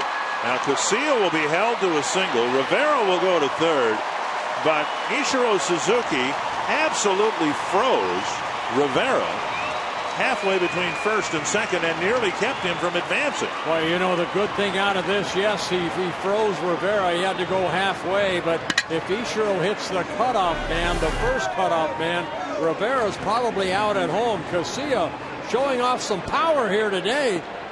His 2nd double of the ball, excuse me, that was a single, but right here, look at that. If he hits that first cutoff man, and Ichiro knows that it's over his head, okay, I'm going to play the carom, and he does a good job of that. You know, the ball hit halfway up the big wall there, and I don't know if Ichiro was playing the possibility of it hitting the limestone, but Casilla has a couple of hits, and the Twins have a threat here in the 7th inning. We've talked about that right field wall, how there are at least 3 different surfaces that the ball can hit off of. So now Fister, who's picked up some strikeouts along the way, is going to try to get Span here with the lead at stake, and maybe the game as well. Infield in. Span has a couple of hits, and the only time Fister got him, Span advanced Casilla from 2nd to 3rd on a ground ball. So it's been a good day at the plate for Denard Span. And a balk call. They're going to call a balk. Alfonso Marquez will send Rivera in from 3rd, and Eric Wedge palms up, wondering what on earth happened. Remember, we saw this in Boston when Tim Wakefield did the same play. A balk was called. Now Eric Wedge has got to be careful because we saw Terry Francona get tossed out. You can't argue a balk. He steps to third. Oh. Well, no, he didn't really step to third right there. Tim Wakefield stepped to third. Right there, he kind of put his foot down. You have to step to third so your right foot comes off that pitching rubber. I think that was a right call right there. Well, the Twins get the lead on a balk. And now Span will try to expand the lead with his third hit.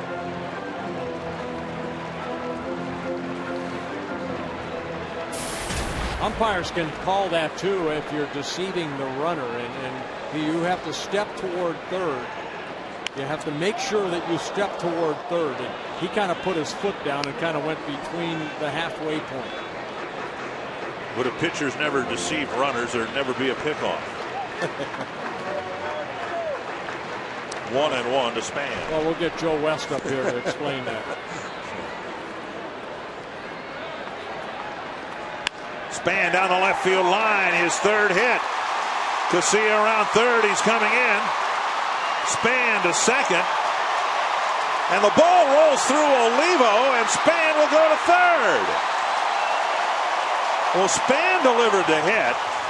Casilla was going to score, but Peguero just kind of threw a hand grenade to the infield, and Olivo had the ball go right between his legs. Well, Span will get an RBI double, and then advancing the third on an error. Just Span going the other way. Peguero throwing this ball in, but this, I would have to say, this got to be cut off somewhere. Take a look right here. See Figgins, he's got to cut that ball off. Instead, it gets by Olivo, and the pitcher there backing up.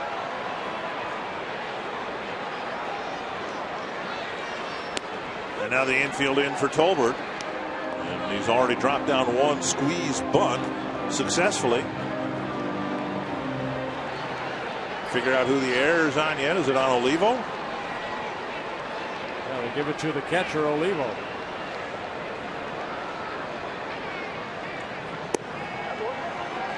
And that time Figgins, the third baseman, running in, and Span was running in with him, and it almost looked like the squeeze was on again, but all Span was doing was mimicking the third baseman.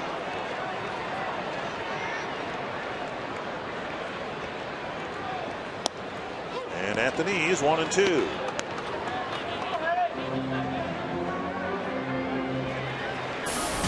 Twice in this 4-game losing streak, the Twins have had 3-run leads late, only to see them slip away.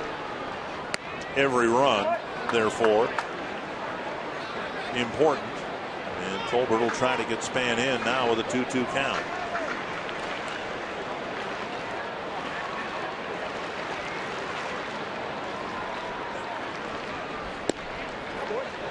Three and 2 with Kubel on deck.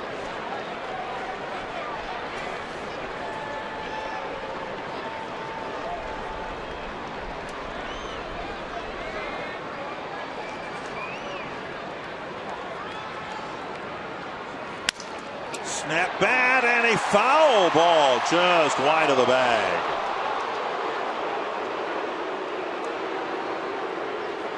And nobody got a better look at it than the first base umpire, Marquez. Well, we got a great look at it right here. That's a fair ball. What you think? Did it catch the corner of the bag? It sure looked like it may have.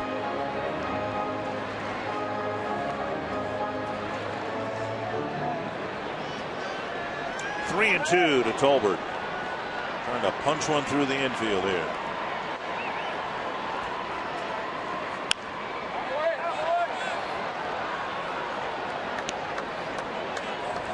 Three singles, a balk, an error on the catcher.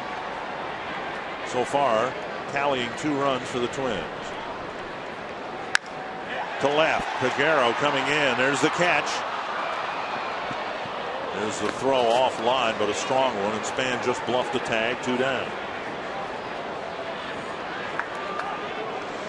Yeah, that ball not deep enough to allow Span to tag up and go, but he makes Peguero throw that ball anyway. 3 straight lefties due up, and Eric Wedge is going to come out and get Doug Fister. Fister 21 pitches here in the 7th inning. So Fister again doesn't get a whole lot of run support. He trails 4-2 as he exits for Aaron Laffey.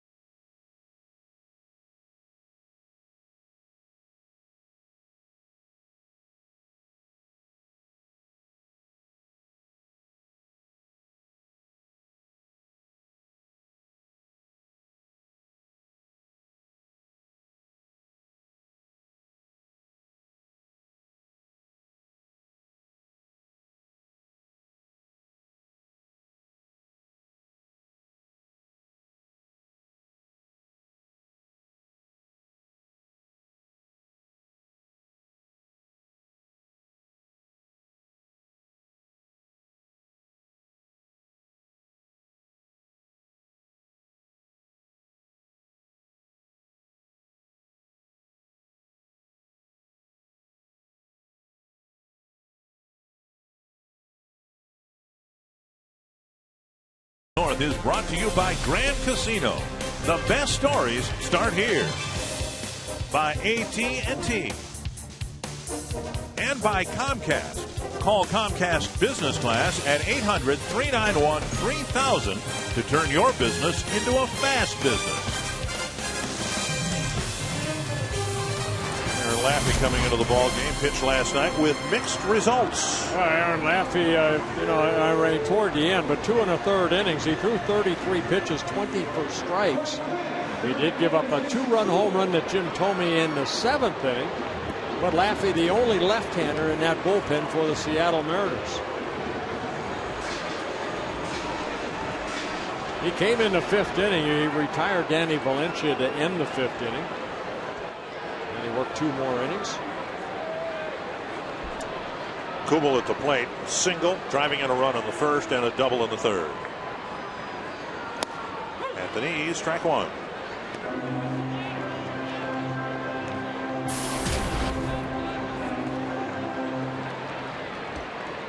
Kubel hitting lefties very well this year, better than he normally has.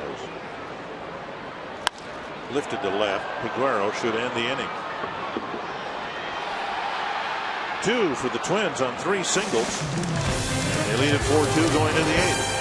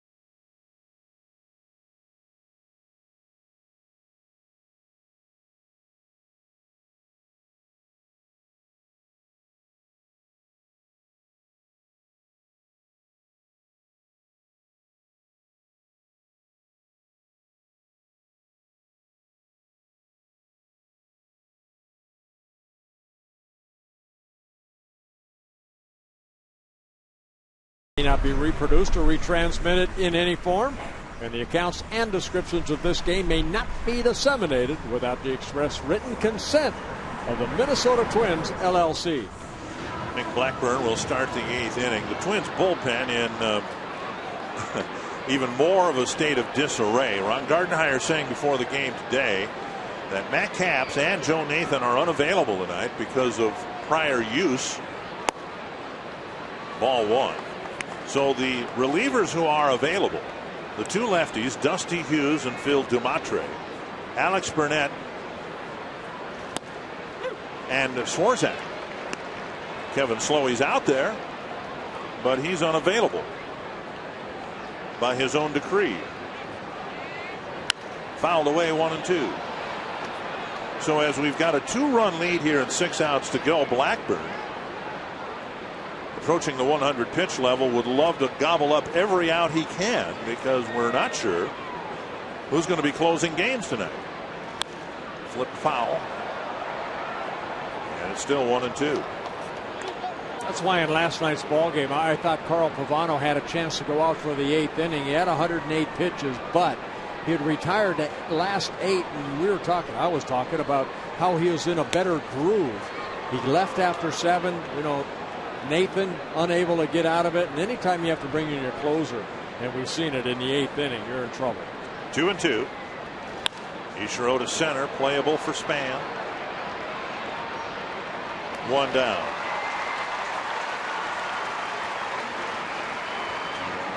So whatever the situation was last night, Gardenhire knows that tonight he doesn't have either Joe Nathan or Matt Capps available to him. And Ichiro retired. Here's Sean Figgins. So you wonder when he gets to the 9th inning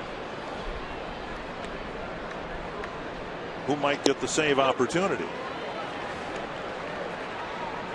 Of course, if we score 6 runs in the bottom of the 8th, that hopefully won't come up. Yep. 1 strike to Sean Figgins. Back to Blackburn. And his 103rd pitch. Gets his 23rd out. There's the Home Depot doing more on defense, and some line drives have been caught. Yeah, Adam Kennedy in the 4th inning. Kubel made a great catch. And you need good defense if you're Nick Blackburn. There's that catch I was talking about right there. Of course, there is the possibility that if Blackburn can get smoked quickly here with 100 pitches and some change, there's a swing and a miss, then Blackburn would be asked to go out and get the 9th inning outs himself. Are you asking me to fall off my chair? I said it's a possibility. I didn't say it was a probability. Off the plate, 1-1.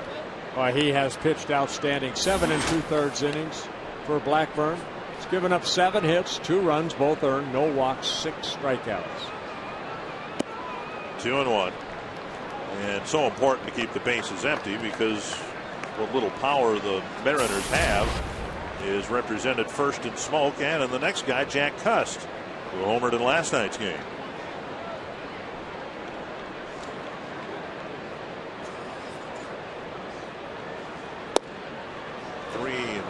Indians got another run in the bottom of the 9th, but they started the inning down by 3. So Boston wins that one 4-2. And there's the 8th inning. A 1-2-3-8 for Blackburn on 107 pitches, and we'll see what happens when we get to the top of the 9th.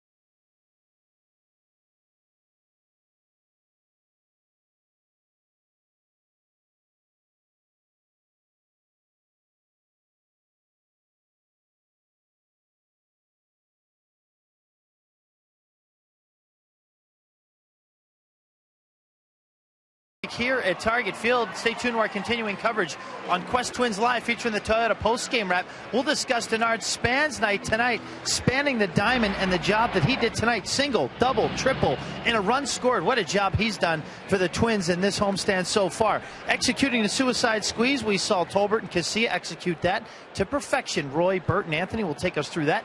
Plus Gardy's post-game presser, a desperately needed long start for Nick Blackburn. We'll give you Gardy's thoughts, Dick and Burt. Thank you very much. It'll be Justin Morneau against Aaron Laffey, and Morneau on the first pitch rips one to center, but right at the center fielder, one away. And that'll bring up Tomey. So Laffey, who pitched extensively last night, being asked to get at least through the Tomey at bat. There's some activity in the Seattle bullpen. Tomey hitting now, and then Delmon Young, a right-handed batter. Well, Roy said 3.5 bats. Tomey usually gets on. Now he hit a 2-run home run off of Laffey in the 7th inning last night. A ball over the left field fence. Look, it hit the top of the fence and bounced into the seats. Career home run number 593. Blackburn with the jacket on has not been given the pat on the shoulder yet. So at least to start the inning, it looks like Blackburn will be given the call.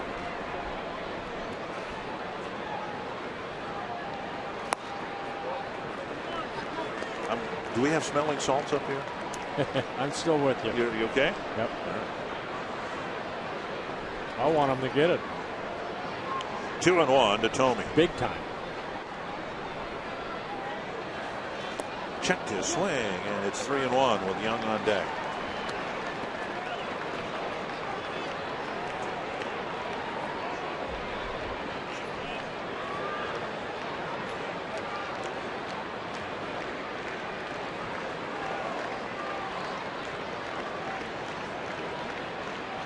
Fouled back. 3-2. Well, last night's ball game in the 7th inning. Jim Tomey taking a pitch off of Laffey the other way. Have that little flower bed just on the other side of the fence, and then the railing. That's where he looked like he hit, right in that flower bed. I like the flagpole shots. And he takes a walk with one out. So he does reach the 4th time up. Yep. That's what Roy Smalley said. The Twins and the Killebrew family invite you to celebrate the amazing life and times of Hall of Famer Harmon Killebrew Thursday at 7. Relive some great memories and moments from one of the greatest sports heroes in Minnesota history. Target Field will be open to the public. All are welcome Thursday at 7. And if you can't make it to the ballpark, coverage on television at 6 p.m. right here on Fox Sports North. And they're going to make a pitching change here with Delmon Young coming to the plate. And 1 out, 1 on in the 8th inning.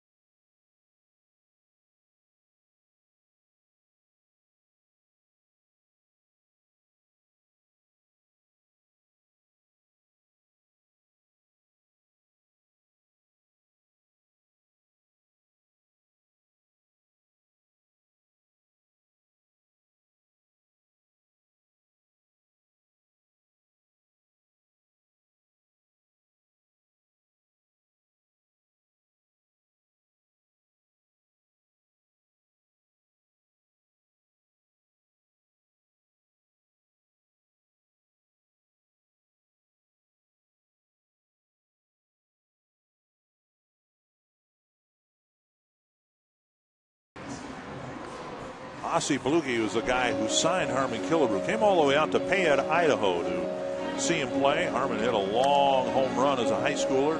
He hit line drives that put the opposition in jeopardy. And I don't mean infielders. I mean outfielders. And he was the Senators farm director at the time. A senator, a legitimate governmental senator, Herman Welker, was instrumental in Ossie Bluege making the trip out to Idaho. Jeff Gray, picked off from the Chicago White Sox, will pitch now to Delmon Young. Yeah, claimed off waivers on May 13th, making his 7th appearance.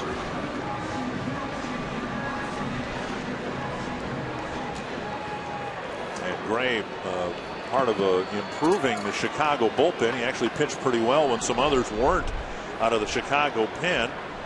Now the White Sox bullpen has gotten things turned around.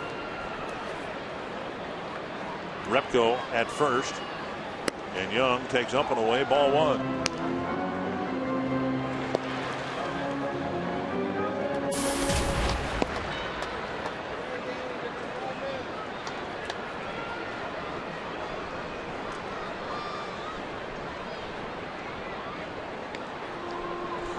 And Repko inserted for his speed. We've seen it regularly this year with the Twins bullpen being what it has been. Ron Gardenhire putting a lot of focus on trying to win in the regulation 9 innings. Power and pop up near first base. Smoke almost on top of the bag, makes a foul ball catch, out number 2. And they'll bring up Valencia.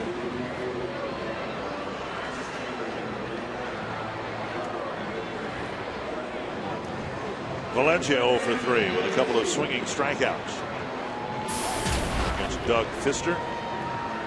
Yeah, it's been the top of the lineup and the bottom of the lineup here tonight for the Twins. The 4, 5, 6, 7 hitters haven't done much. Justin Jook with the only hit in that group.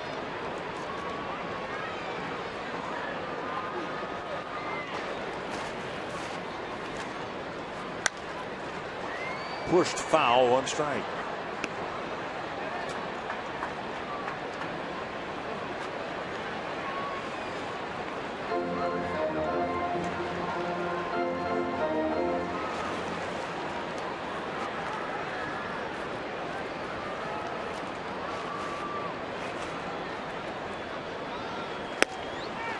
Olivo checking Repko at first. Orioles got a couple of runs late to beat the Royals 5-3. White Sox in a rain delay in Arlington, Texas, ahead 4-2. Yankees beat the Blue Jays 5-4.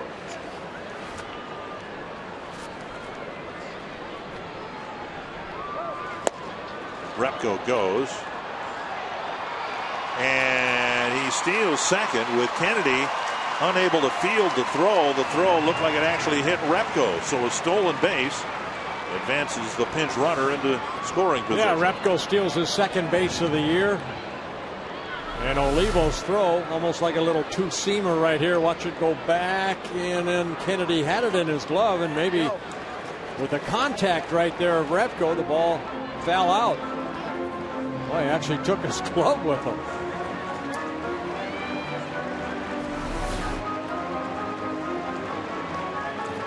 So Repko does get into scoring position with 2 outs.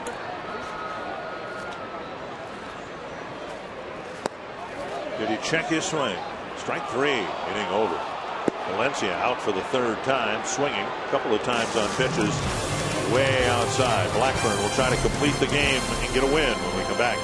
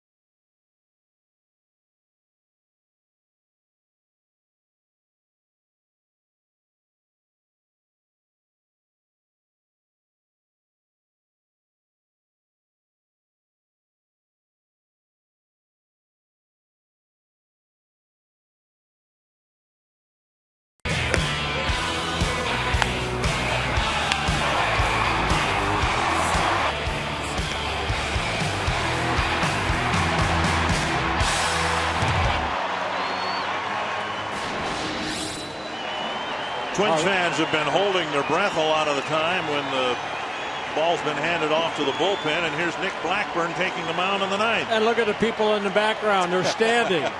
Very good. Nick Blackburn out to hopefully complete this ball game. Twins with a 4-2 lead. Blackburn with 109 pitches, 70 for strikes. Jack Cuss leading things off. Check swing, ball one. Appeal, ball one. Twice in his career, Nick Blackburn has pitched 9 innings. 2-0.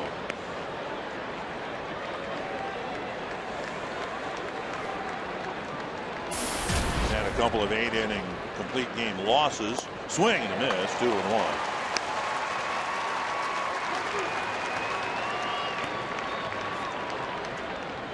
And this is the guy to get because Olivo's really stung the ball hard twice against him. And he's in the on-deck circle.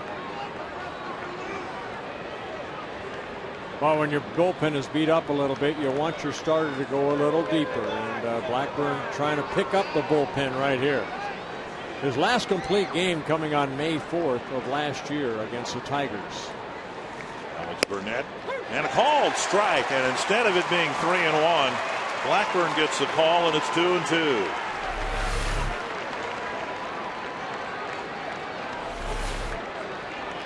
Bouncer right side, right to Morneau. Now to Blackburn, one away. And the bullpen largely responsible for this 4-game losing streak. Well, you know what? There are some defensive plays that could have been made, too, that kind of hurt that bullpen a little bit over the last 3 or 4 days. And again tonight, of the 7-man bullpen, 3 of the guys are unavailable, 2 by the manager's decree, and the other by Kevin Slowey's adamant position that he cannot pitch out of the bullpen. I'm going to take the defense of the bullpen. You know, if the starters go a little bit deeper, like Blackie's trying to do right here, take some of that pressure off of those guys. Well, a couple of times we've seen Matt Capps asked to pitch in the 8th inning. And so not what most managers would like their closer to do. Swing and a miss by Olivo. And the bases are empty for the Olivo at bat. He's driven in the 2 runs for Seattle with a home run. He also cracked a double leading off the 7th inning. Oh, believe me, Dick, when you're out on that mound in that 9th inning, you want to finish it because you want to shake the hands of your teammates behind you. And Blackburn has had some good defense behind him, but he just has really made one mistake in this ball game as far as what cost him a couple runs, and that was a hanging breaking ball to this guy right here, Miguel Olivo. A 2-run home run in the 4th inning. Inside, 2-1. He struck out Olivo after working him inside and then coming back outside to strike him out swinging with a breaking ball back in the 2nd inning. And there's that breaking ball, and he gets a foul ball.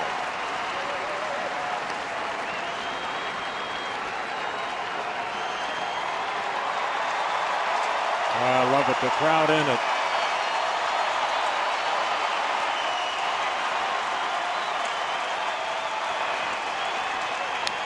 Bouncer off a leg, still 2-2.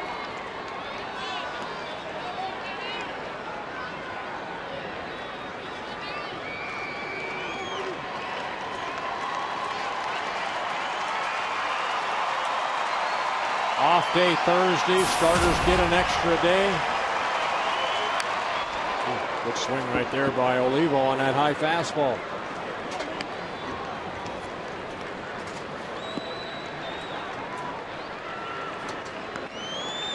.120 pitches. Nolan Ryan would be happy.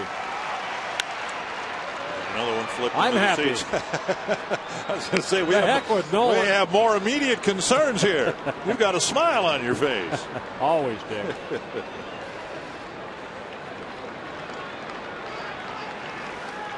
2-2 to Miguel Olivo. Now full count. Adam Kennedy on deck, and he's hit 3 line drives against Blackburn tonight. Yeah, you want to make contact right here. You want to complete the game, make him swing the bat. Bouncer left side. Valencia gets the second hop. 2 down. That was a big pitch right there because if something happens, a base hit or a walk, And look at this crowd right here getting on their feet.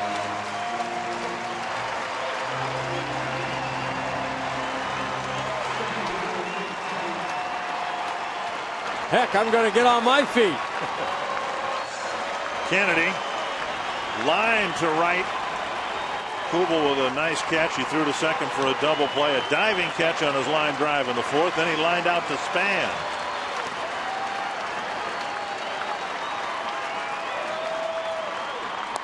Ball one. Well, the only complete game this year was, of course, Francisco Liriano's no-hitter.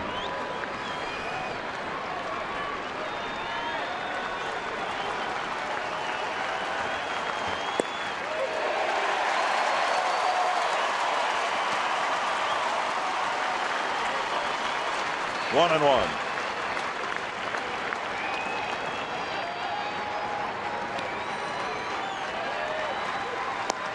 One and two.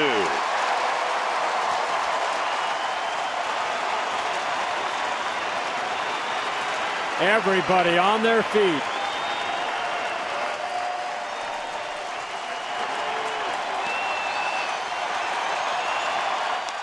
Roller to the right side, and Nick Blackburn continues his outstanding month of May.